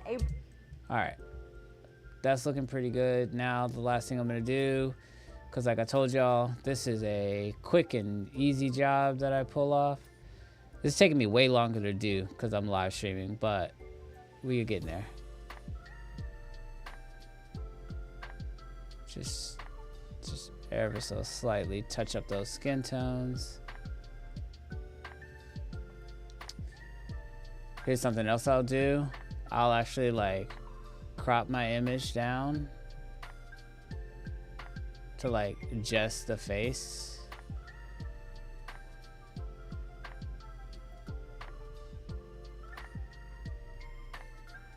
And so y'all can see this line right here in the vector scope tells me where my skin tones are supposed to be. And so basically I just cropped my image down. Let me see. I just cropped my image down just to make sure that I'm actually getting there. And then the other thing I do here in my Luma is make sure that my skin tones are basically living in the same area. So that way I know that my skin tones are properly exposed and they're on the right line. And so there you go. That's how I do my stuff. And then I'll just turn the crop off. Wait, oh, wrong one. Grab this and I'll turn the crop off. And so now I know my skin tones are good and my exposure looks good. And I'm watching it all the way through, make sure nothing crazy happens. And boom, we've got our intro. All right, so now to mask her out. So what I'm gonna do is I'm gonna grab the section of this that needs to be masked. There's a keyboard shortcut for this, Command R, okay. So this section here that needs to be masked, I'm just gonna hit the blade tool on, and then I'm gonna option, pull this up. I'm gonna pull this above the text, And then Final Cut makes this like so stupid easy. I could just go in here, find my masks. And then they have this one called magnetic mask. I'm gonna click on the magnetic mask. I'm gonna literally drag it on here, onto her. And so you can see, oh shoot, wrong one. Hold on, let me undo that. Cause this is the one I need to do it on. So magnetic mask, grab it, drag it onto her. Really, I just need it around her head, but I'm gonna be a little more cautious and just make sure that I have her arms, her body, her jacket, and then you can hit option and unselect certain things. And so now it's got her, and so now I'll analyze it forward. So you can see this is it automatically masking it using AI, and then I'll analyze it backwards since I started in the middle of the clip. And so you can see as her hands move, it's staying with her, it's masking with her. My computer's handling this like really well. That looks good. I'll hit done. And so now you'll see as she walks in and the text. This is the 65 Weston in Creston, a brand new master plan. Boom, just like that. Immediately as she walks through, her head interacts with the text. It's really pretty simple. I masked that out. Now all I'm gonna do is I'm gonna grab the text here and I'm gonna put a drop shadow on it because that'll just make it pop a little bit more on that pretty busy background. Throw a drop shadow on each of these.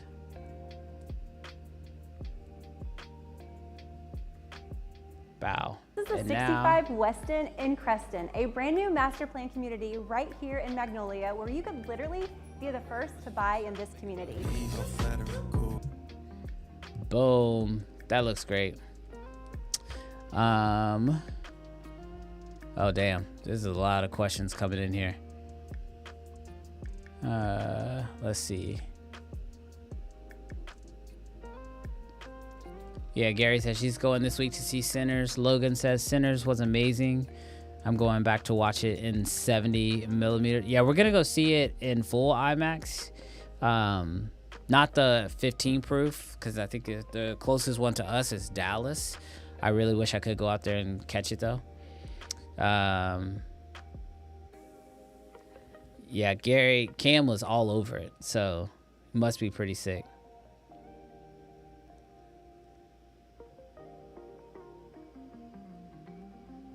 I enjoy shows that you guys give insight on how filmmaking was made in those periods and pioneering. I'm really curious how ILM, the whole AI thing. They're probably using it, honestly, Gary. Like, that's the thing. Like, a lot of these companies act like they don't want to talk about AI or want to use it, but when you're having to create so much content on demand, you know, people just ultimately want to get in there and use whatever tool is going to help them get the job done. ILM is definitely the masters, though. You could literally be the first to buy in this community. All right, so now let's get to the fun part. Let's start grading some of these shots. All right, y'all gonna see how quick and dirty I be grading real estate, because I'm not killing myself. So knock out these.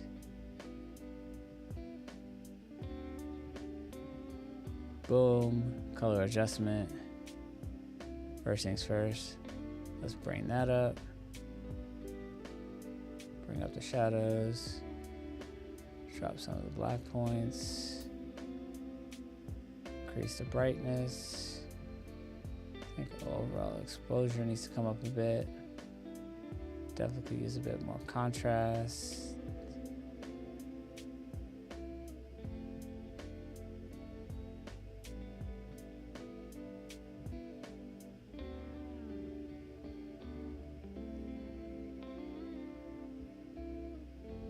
Let's pull those midtones up a bit more, and then I need to release the shadows a bit, and then pull the black point down.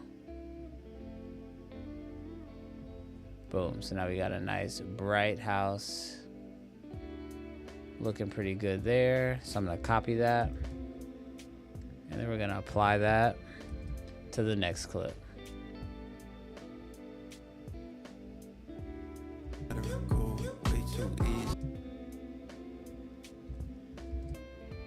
Let's apply that color grade to this one.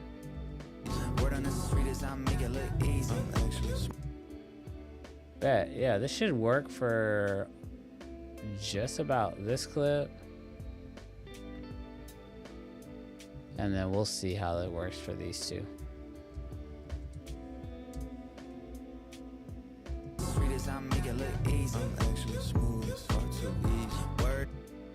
They're a little orangey, so I'm gonna pull some of that out here in a second, but I'm gonna make a, yeah, like this one's way too warm. So the highlights are pretty warm. Actually, so let me show y'all. This is a secret, or a way that I'll actually will pull some of the orange out, is I'll actually click, I'll grab that color in real estate, and then I just start to desaturate it just a tad. So if you have like rooms that are a little too warm because of the lights, I'll actually just grab, like same thing with this one. That shot's kind of, so what I'll do is I'll like copy this, paste it, but then I'm only gonna drop in that hue saturation adjustment, and then boom, I just made all those orangey lights way more subtle. Cool, so now that that's set, we should be able to use that same color on this one, and boom. All right, let's see what happens when we apply that same look inside the bedroom. Oh, not bad. A little cool, a little cool. So let's add some of that warmth back in. Yeah, there we go. And then let's actually grab the bathrooms edit, or the bedrooms edit, and apply it to the bathroom.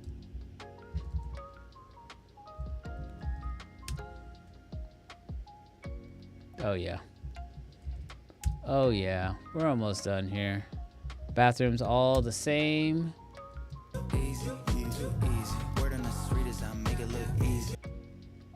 And then we'll go back to the kitchen's color grade, because this was in the kitchen. Paste that, apply. Awesome. All right, now we're outside. And so for outside, I'm gonna have to do a full new grade because this is a completely different situation. And so what you guys can kind of see happening in the corner down here is with my ND filter, I didn't realize it when I first started, but it was actually vignetting a little bit. So yeah, it's just something I'm gonna have to deal with here in a second. Yeah, you can actually see it's kind of like killing the frame here and here. So I figured as much I was gonna have to deal with some of this. Let's go color adjustment. Let's bump up that saturation a little bit. Drop those black points.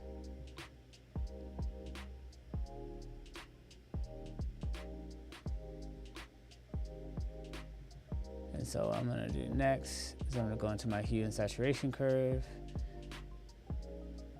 I'm gonna make a shape mask. I'm gonna put it down here in the corner and sort of feather it. And I'm gonna grab hue, grab that blue, and then just desaturate that a bit. You guys can see I'm just basically pulling that out.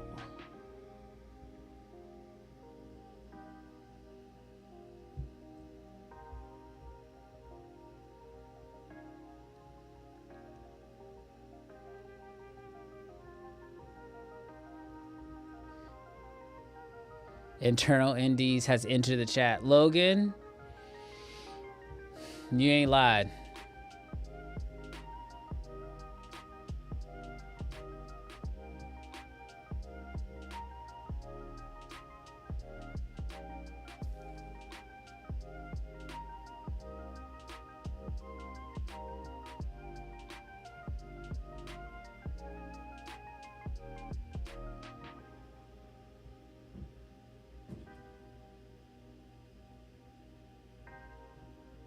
This one's probably gonna be the hardest because I can't lose too much of the sky. Boom, so I'm just pulling that back just a hair. And now that I've done that, I'm gonna just do this just to kind of help make my edit a little less noticeable.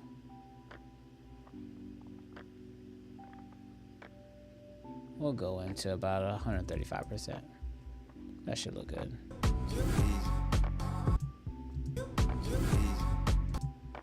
Unnoticeable, especially for social media. Ain't nobody gonna be able to tell.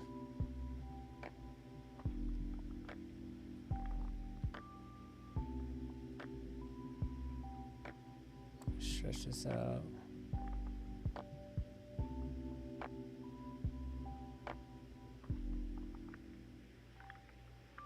All right, let's get these. All right, it's a little warm.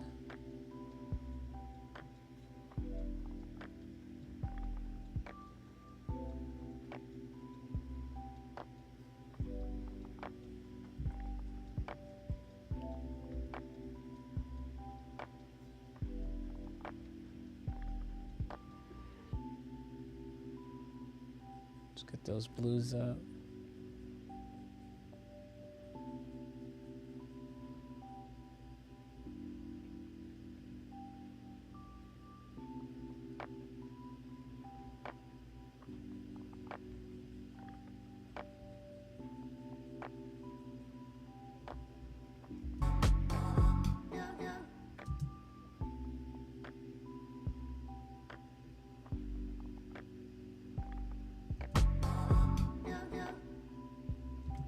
All right, chat. I think we got a video. This is the 65 Weston in Creston, a brand new master plan community right here in Magnolia where you could literally be the first to buy in this community. Word on the street is I make it look easy. I'm actually smooth, it's far too easy. Word on the streets I make it look easy. Easy, easy, easy, easy. Word on the street is I make it look easy. Whoa, what happened there?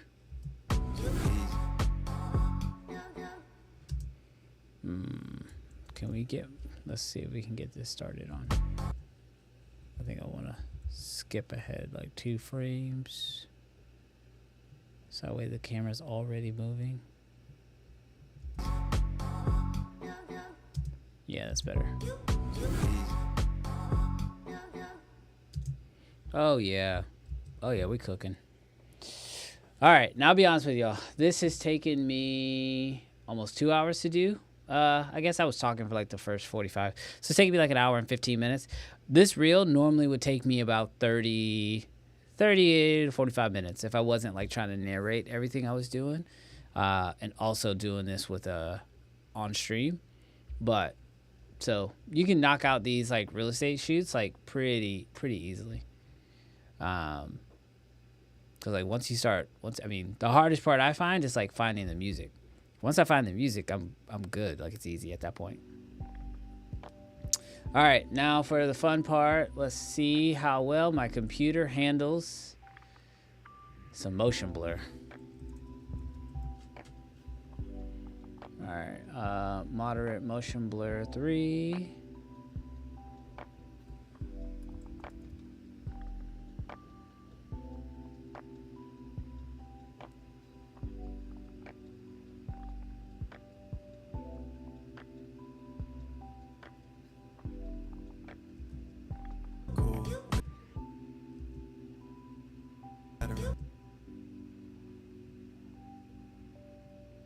Bet.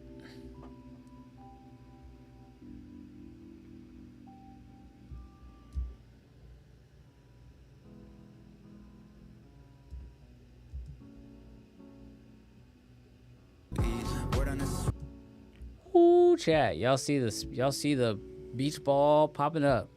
All right, we're gonna run this one through, and then option. Pull this. Motion blur there.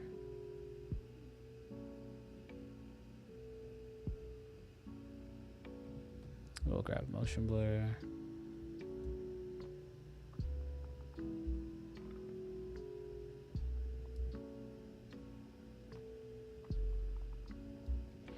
And basically what I'm doing here is I'm just following where my fast motion is and then just adding a little bit of motion blur over top. It just helps the shot to, it'll feel more cohesive. Like you guys can see the motion as it comes to a stop.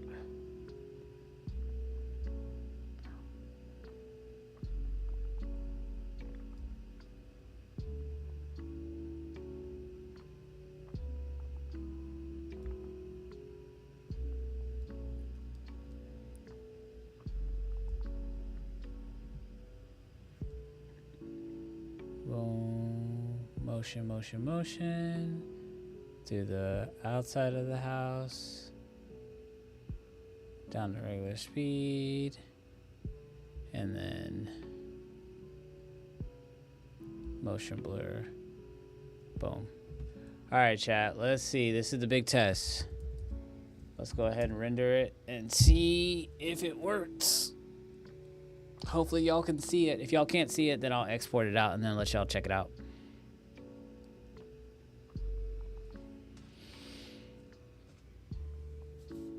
All right, no one do judge me. I'm about to drink a Red Bull.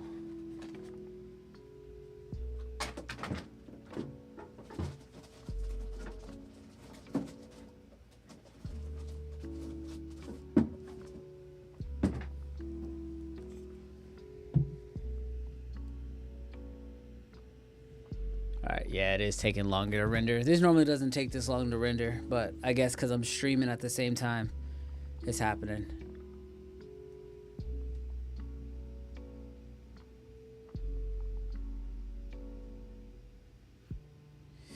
Gary says, anyone here have a TV show / film you're watching recently? I just finished Reacher season 3.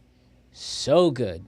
If you want a really good show that's also shot really well, and that's just, it's a good time, bro, Reacher is legit. It's on Amazon Prime. So good. Such a good show.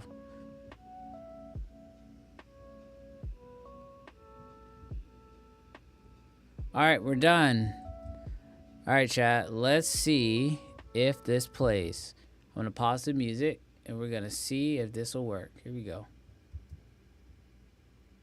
This is the 65 Weston in Creston, a brand new master plan community right here in Magnolia, where you could literally be the first to buy in this community. Word on the street is I make it look easy. I'm actually smooth, it's far too easy. Word on the streets I make it look easy. Easy, easy, easy, easy. Word on the street is I make it look easy.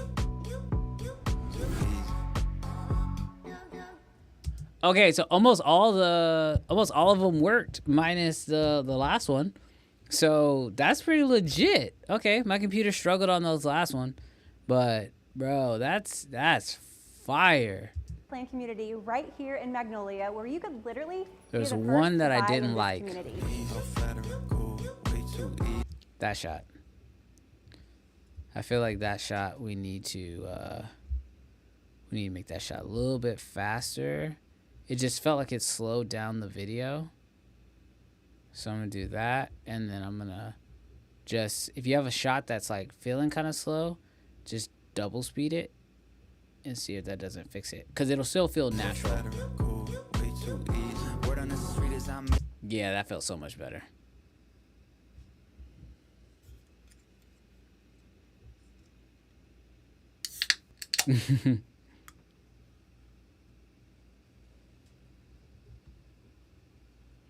Yeah, Logan, it is a little, it can be campy, I guess, but I'll say, like, turn your brain off, have a good time. That's my kind of stuff. Like, normally if I'm going to sit down and watch a show, watch a movie, like, I want to turn my brain off and just enjoy it, because if I got to think a whole bunch, I might as well be working.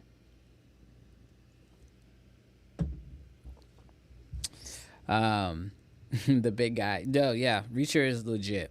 It is such a good show.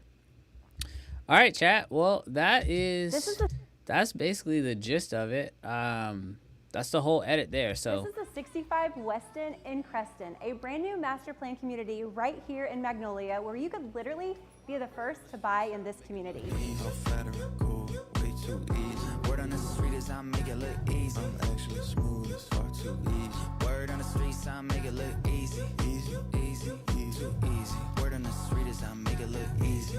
Too easy. Yeah, the only one that kind of got stuck is this one, but feels really smooth from what I can see.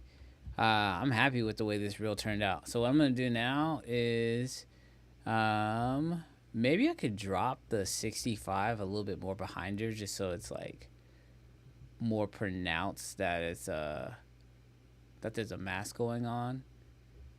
Personally, my client really loves that. Like, she loves when the text is behind her. She said it just feels, I don't know. Oh, shoot. I'm distorting it. My bad. Hold on. Command Z. Position. There you go. All right. I still want to make sure you can tell it's a 6. 65 Weston in Creston, a brand new master plan community right here in Magnolia where you could literally be the first to buy in this community. Way too easy. Word on the street is I make it. Bruh, that's so sick. All right, let's let me render out. Let me let it render out. Oh, it's done. See, the render is so fast. All right, so let's go ahead and export this. I'm gonna export it in 1080 H.264 single pass. That's fine. And we're gonna hit next, and we'll just throw it in downloads. Hit save, and then yeah, we'll export it, and then we should be able to take a look at it and see if it is as good as I think it is. All right, so while that's exporting out, if you guys have any questions, definitely please throw those in the chat right now. Also, what are you guys currently working on? I'd love to hear from you guys. Also, let me know what you've been up to. If you've actually been watching this, that's dope. Let me know. But if you've just been kind of vibing while you're getting your edits done, let me know that too. I definitely want to do more of these, because the truth is I edit, a few days a week, depending on the week. And so it could be cool just to, like, every time I'm editing, just go live and we just sort of vibe.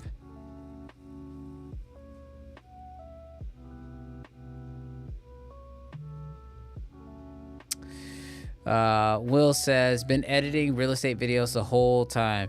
Will, you probably got more done than I did in this time, because I did find myself moving a bit slower. But hopefully it worked for you.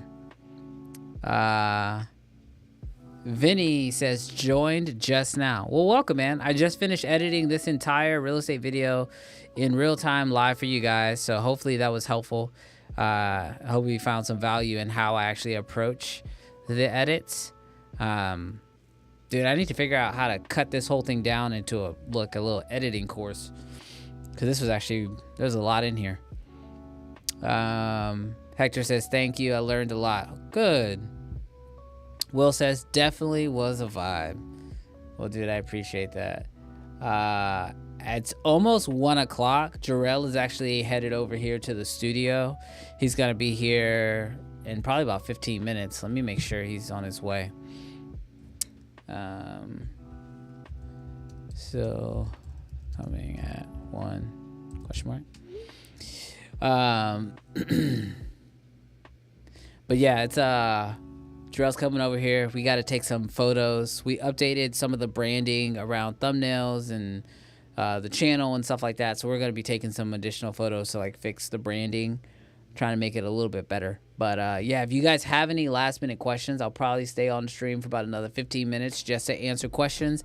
They can be about anything. They could be about workflow. They could be about cameras. They could be about life. It could be about business, whatever it is. I'll be answering questions for about the next 15, and then I'm going to have to hop off because me and Jarrell got to get some work done. And yeah, I don't want to take thumbnail photos on stream, because taking thumbnail photos is wildly cringy. Gary says, I feel such a lady been watching while doing my dishes, but I will take those advice for comp work stuff. Oh yeah. You feel like such a lady. I wash dishes. I wash dishes because I cook, and I also I cook on a cast iron, and I don't trust anybody to clean my cast iron. Alex says, working on a 2-hour video for the National Medical Association on my new M4 Max. Dude, I am so tempted right now to get the Mac Studio, the new Mac Studio that just came out. Let the right client project come along. I might just use the whole budget just to pick that up. Actually, not the whole budget, but my portion. I just bought a Canon C200 to get used to the cinema camera workflow. I'm a hobbyist, but I plan on doing content creation for GT car racing teams. Any tips for shooting high-speed content? Tips for shooting high speed. I mean, with the C200, you should be able to set your shutter angle to 180 degrees, so that should be able to handle it. I would also say shoot wider than you think you need to, just because with fast speed action, it's just easier to frame and sort of punch in a little bit in post. The C200 is a super dope cinema camera. If I remember right, it has built-in NDs. So yeah, dude, C200 is a legit camera. You should be set with that. I'm working through a maternity shoot. Got you on a second monitor. What up, Logan? Bro, I remember I tried to do maternity photos. Pass. But power to you, man. I can't do it. Adrian says, have you tried Final Cut on the iPad to edit? I have, actually. My son wrote a short film and we edited it on the Final Cut on the iPad. And my youngest one did, and it was pretty good. I will say I did use the pencil and the keyboard a lot. I feel like if I just had to do it with just my fingers, it would have probably been worse. But because I know a lot of the keyboard shortcuts from Final Cut, on the computer, it was easy to use those Final Cut shortcuts directly on the iPad. Hector says, are you at a higher ISO when shooting real estate stuff, or is there enough ambient light to stay at your native ISO? So I stay at my native ISO. On the Canon R3, that is 800, and actually it was too bright at 800, so I actually had to put an ND on for a few shots. It wasn't super noticeable or distracting, but outside, for example, I kind of showed y'all, I had to pull some of the blues out of the corner that was coming from my ND. So yeah, I'm definitely one of those people right now where I'm man, I really wish I had built-in NDs. I will say these two shots are bothering me, and it's primarily because this one was shot when the sun was blocked by a cloud, so it's this entire shot's in shadow, and then this shot is in harsh sunlight. But I guess I could probably increase. I already exported it actually, so now this will be fine. I gotta remember, it's for social media, so don't trip. It's social media. I get picky once I start looking at the edit for a bit. Gary says, oh my gosh, cooking on a cast iron, you are such a chef. Hey, I want to switch my pans to iron too. One day it'll happen. So it's crazy. I shoot certain things in cast iron and I shoot other things just in my regular pans. But if I'm cooking beef specifically, or I don't eat pork a lot, but if I'm doing not bacon I could just do on a normal skillet. But if I'm doing pork chops or something like that, I do that in a cast iron. And it's legit. And my cast iron is seasoned so well that if I cook steak in anything not the cast iron, my family is not happy. They're well, can I get the one that came out of the cast iron? So now actually I have two cast irons. I have a really big one that can hold 3 steaks. It just takes longer to get the entire thing evenly heated. And then I've got a smaller one that can hold 2 steaks. So I can technically cook 5 steaks at once on a cast iron in my house. So yeah.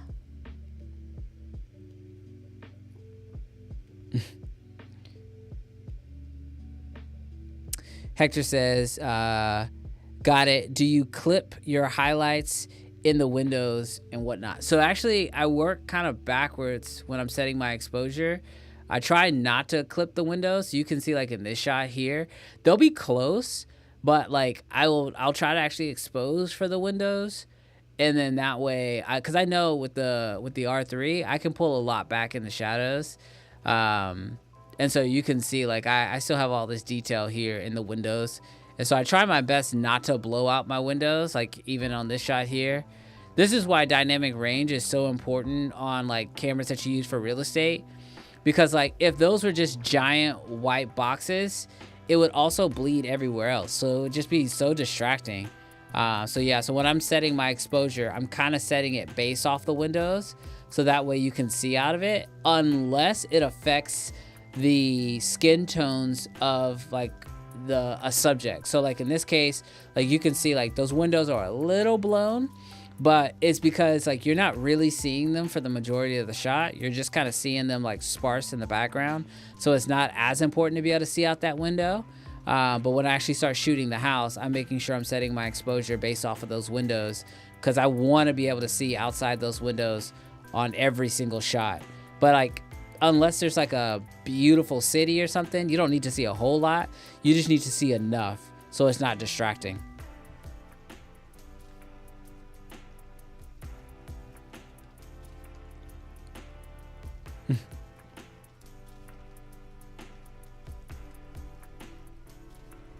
Bro, Hector, I learned how to cook off of YouTube, man. Seriously.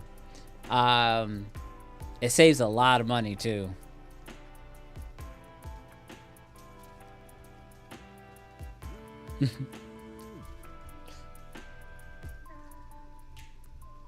Hector keeps the cooking to his edits.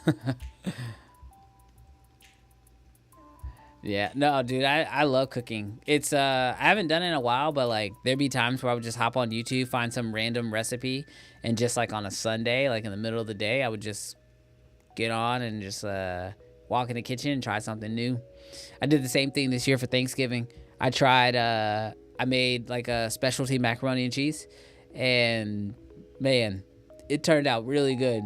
Turned out like really, really good. But I also made like additional sides that I knew how to get right. And then somebody else was making mac and cheese as well, so mine was sort of like a bonus in case it didn't turn out good, because it is Thanksgiving. But everybody liked it. Everybody, I mean, at least that's what they told me. But it was also gone by the end of the night, so that's a good sign. If your food is still on the table at the end of Thanksgiving, it wasn't hidden. Nobody's gonna tell you the truth, but that's the truth. It wasn't hidden. Let's see. What's Rose say?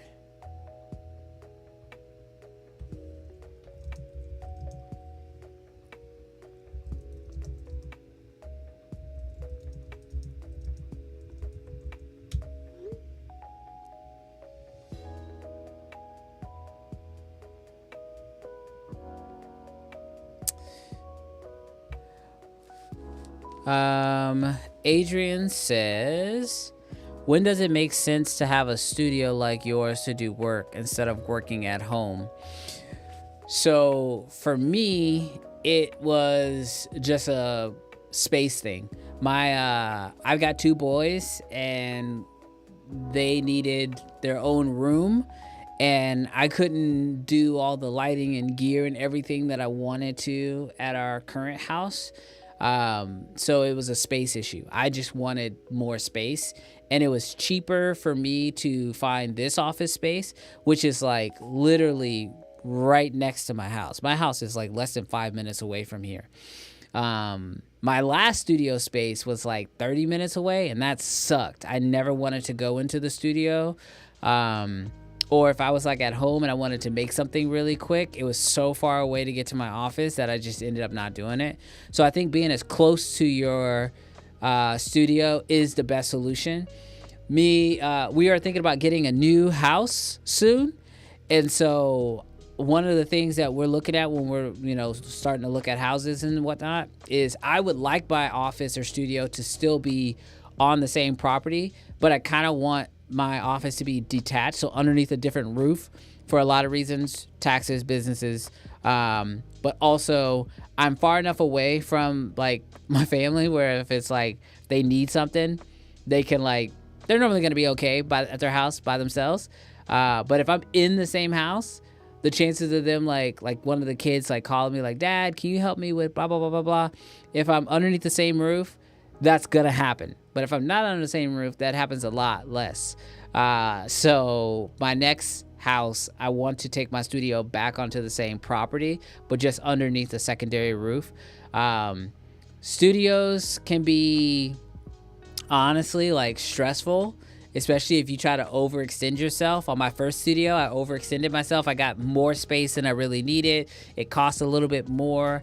And I was like, I'm going to use it. And the truth is I didn't use most of the space. So when I got this space, I went smaller than I thought I needed. And I was like, I'm going to force myself to outgrow this space. And so far I haven't, but I've also like had multiple times where I've redone the entire space to make it more efficient.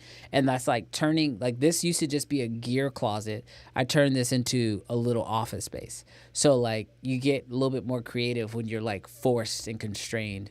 But yeah, that's kind of been my experience.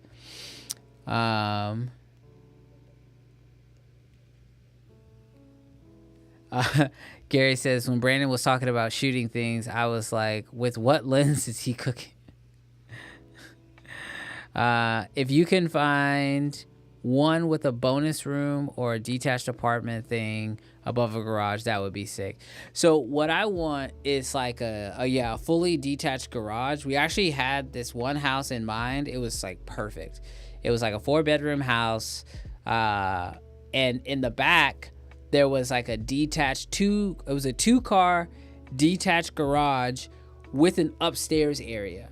And so basically my original thought, like that's like perfect for me. So that way I could put my office upstairs and then downstairs is where I could have like the studio and everything. So yeah, that would have been perfect.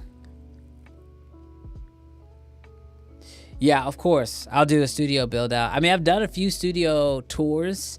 I actually did a tour of this office and then on my main channel, and then I changed everything. I feel like every time I do a studio tour, as soon as I'm done doing the tour, my brain goes, because I guess 'cause I'm just studying it so much, I'm like, oh my gosh, like I could do this. And then after I've put the video out, everything changes. It's kind of dumb. Gary says, when did you and Jarrell start to collaborate? Was that the start for Uncensored? No, me and Jarrell worked together for a year before we even started Uncensored. And Uncensored was sort of like we had an idea of doing a podcast for a long time. I wanted to live stream, so I said, let's just do it at the same time. We could shoot a podcast and do a live stream, because all the conversations you hear us do on Uncensored were conversations we were having together for like a year beforehand. We would just have it over the phone. Like when I started this stream, we'll literally both be working and then we'll just call each other and just be, talking about stuff. So we were just like, oh, let's just do it live and let's make it a podcast. And so that's what we did. And that's how Uncensored started. But we worked together for like a year before we met. And then I didn't know how we were going to work together. We kept trying to figure it out. I had hired him to edit a few things for me at one point. And then we were on sets a few times.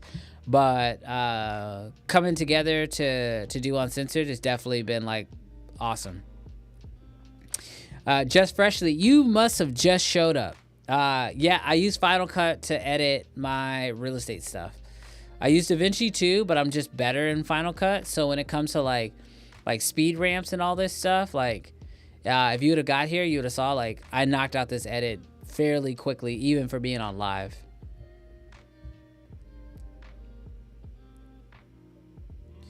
Same, always find. Yeah, well, I think when you make content, that just happens. because every video you make, you change your office slightly to make it easier to make the next video.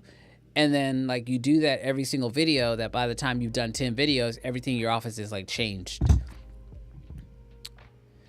Logan says, I'm most interested to see how you are rigging lights in a small space. I'm building out a studio for my wife, but my softboxes are big for the look I want.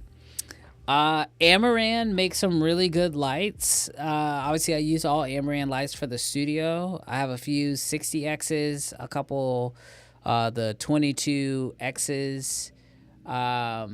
As far as like for diffusion, if you need a big softbox, just use a big softbox. Like I've got a massive Amaran softbox right here. It's huge. Like it's almost kind of in the way sometimes. But I've got it behind my monitor and it gives me really good lighting. I tried different diffusion in here to try to get something soft that would look good for this small space. But because of how close the light is to me and because of how big the softbox looks, it makes this look really good. In the other office, I wish I could get lighting a little bit closer to us, but because I have it rigged in the ceiling, I couldn't. So I went with the F22s because they were really soft and big sources without having these massive soft boxes hanging down. Gary says, were you both never scared of sharing your opinions to the mass on YouTube or brands? What pulled you over to do it? So the truth is that like when I started Uncensored that year, that was the same year everybody was like quitting YouTube, and like full transparency, I was about to quit YouTube as well because I was just tired of making just traditional gear videos. And that's why like even on my main channel, like I've been struggling to like post on that channel because like just doing like a basic like gear review, I just felt like it wasn't fun to make anymore, especially after I made the red the red Komodo X video. That's my favorite video I've ever made, and at least on YouTube. And honestly, I don't know how I make a better video than that right now. And obviously I could just keep talking about the newest camera and whatever, but like I felt like I would make a video, I'd put it out, and then people would have a million questions, and I'd always feel obligated to then make another video to try to answer those questions. But when you go live, you get a chance to answer all the questions in real time. And there's certain things like if I know, Gary, you were there, but if y'all missed it this past Saturday, we took you guys on set live, and it was like $1 million set, and it was like so much fun. But like to try to make a video about that, we would have to cut so much stuff out. Like even the way Duncan was like explaining stuff, like if you're watching that live, you can consume all that value in real time. But if I tried to put that in a video, people would click off, that would hurt the algorithm, blah, blah, blah, blah. So switching to Uncensored, I just pretty much decided like I don't care anymore. Like I'm just going to do what I want to do, and we're going to put it out there. And if people like it, they'll tune in, they'll watch. If they don't like it, they won't. But like me and Jarrell, when we talk, we're very open, like we're very candid. And so for us, it's one of those things where like going live and doing the podcast is the way to get the most authentic version of ourselves out, because you know, like that's where a lot of our humor comes from. But sometimes I'll be nervous about like, will people get our sense of humor? But yeah, I just decided not to care anymore.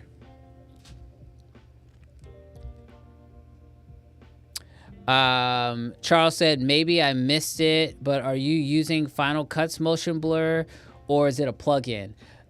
This is a plugin. There's this creator on YouTube. I think his name is Ryan Neagle or something like that. And I bought his. He's got a set. Let me see if I can find him on YouTube real quick. Make sure I'm saying his name right. Or chat if you know who I'm talking about. Nagel, I think that's it.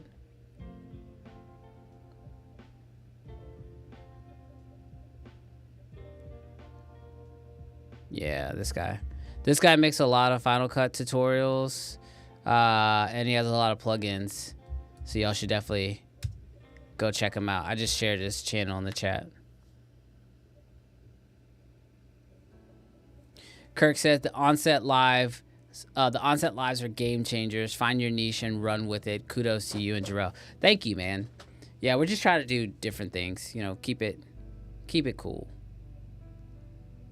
Logan says, would love to see you and Jarrell make non-live content too. I know it's a big lift, but could be cool occasionally. We've thought about it. The hard part is like our schedules. I mean, we both work. We both have clients that we have to take care of, so it could be a little tough. Logan says, I know you are loving lives right now. Bro, I love lives. I absolutely love lives. They are so much fun. I just hopped on YouTube to find Ryan's deal, and People didn't hate the S9 because it was a bad camera. looks like Cam, Kofi, and Terry are live right now. Let me give him a call.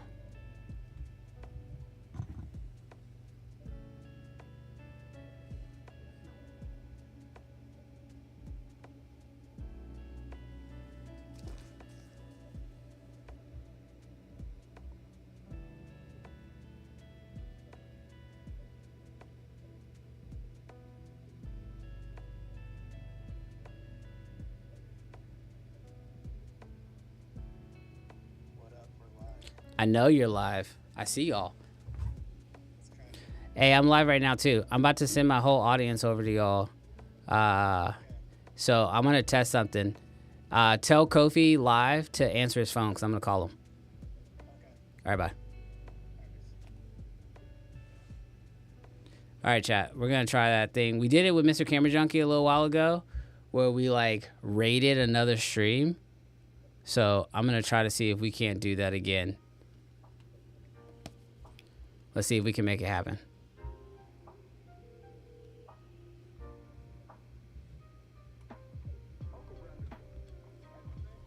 Hello, my friend. I'm trying. You have to teach me. Listen, I know you're live right now. I'm about to request something. It's going to allow me to raid you because I'm live right now. And basically, I'm about to hop off my stream. And it's going to send my whole audience over to you. I want to test this out again. We did it with Mr. Camera Junkie, and it worked. But he had to approve me on something. So if you get a notification from me, it's because I'm trying to raid you and send my whole audience over to you. All right, camera. I don't know. Just look for it. I'll text you if I can't figure it out. But you're gonna be live for a while, right? From Sammy.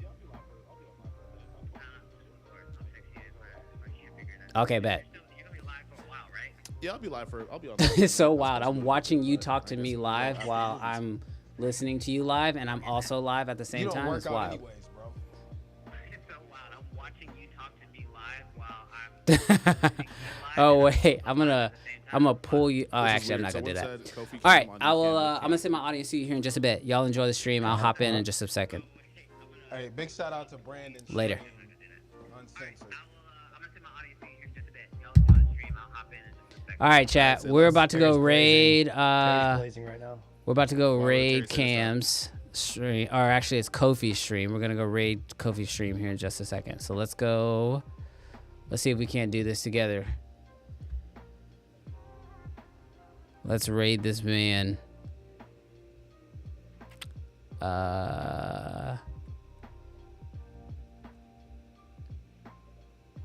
I didn't miss any questions, right, chat? Hopefully I didn't miss any questions. All right, so I'm gonna go into here. Actually, I need to pull this URL. All right, so now let's go into here. Y'all let me know if this raid thing works. It should work. I've tried it once before. It's one of these things I've been trying to do more and more. Whenever we're done live streaming, the goal is to send people to other people's streams. Let's support the streaming community here on YouTube. You know, I think it's one of those things that we could always do to make, you know, make everybody's day better. And there's a couple people who I think do some really dope streams. Cam, Kofi, they've been killing it. Terry's been killing it too. Let's see. Redirect. Search for other channels. Let's see. Kofi.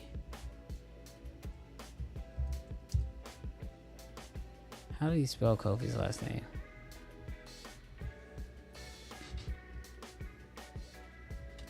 Chat, how do you spell Kofi's last name? Do y'all know?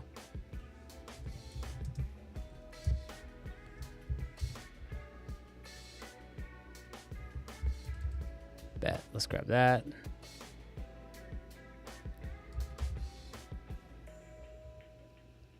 Redirect privileges needed. Ask Kofi to add you to their live redirect list in community settings. Okay, so I gotta have Kofi add me to his live redirect.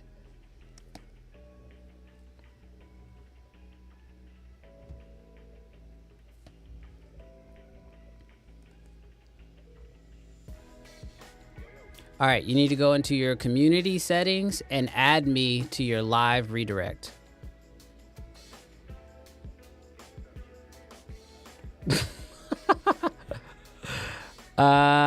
Let me see.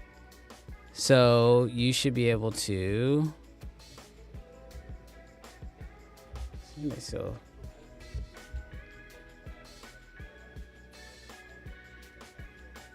Okay.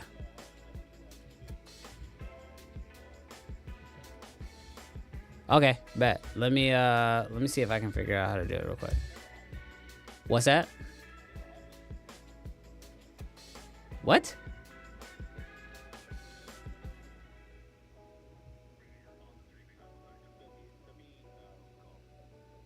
Okay. All right, we'll do. All right, chat. We're going to try to figure out how to do this. Connected apps.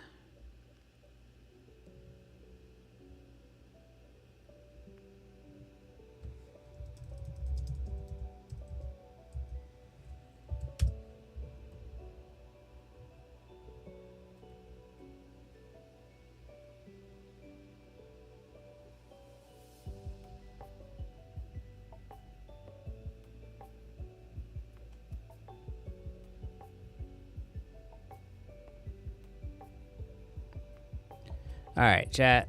I actually have to get ready to go, so I'm going to send this to Kofi. He can set this up for the next time we go live. I'm going to text this to him so he can make this whole deal go. Y'all do me a second. Y'all do me a favor. Everybody go run over to Kofi's stream and let him know that I sent y'all. Sound off in the chat. Make sure he knows the Creative Fam has shown up.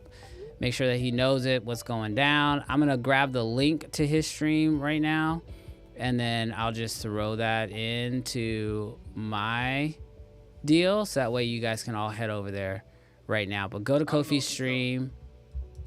Go to Kofi's stream right now. Show this man some love. Show the Creative Fam some love. Kofi's over there. Terry's over there. They're having a great conversation. So let's run that game up. I'm putting the link in the description right now. So y'all go click on the link. Go watch Kofi's stream right now. I loved hanging out with you guys. This has been so much fun. We will definitely do more edit and chill streams in the future. But yeah, y'all do me a huge favor. Y'all go click on that link. Go check out Kofi's stream right now. Let him know that I sent y'all over there. Yeah. I appreciate y'all. I appreciate y'all hanging out with me. Hopefully y'all learned a little bit about my editing workflow. And yeah, in the future, we'll do this again. If you guys have any questions, or you guys want to see something different next time, let me know. And I'll catch you guys in the next stream. I appreciate y'all. Peace, y'all.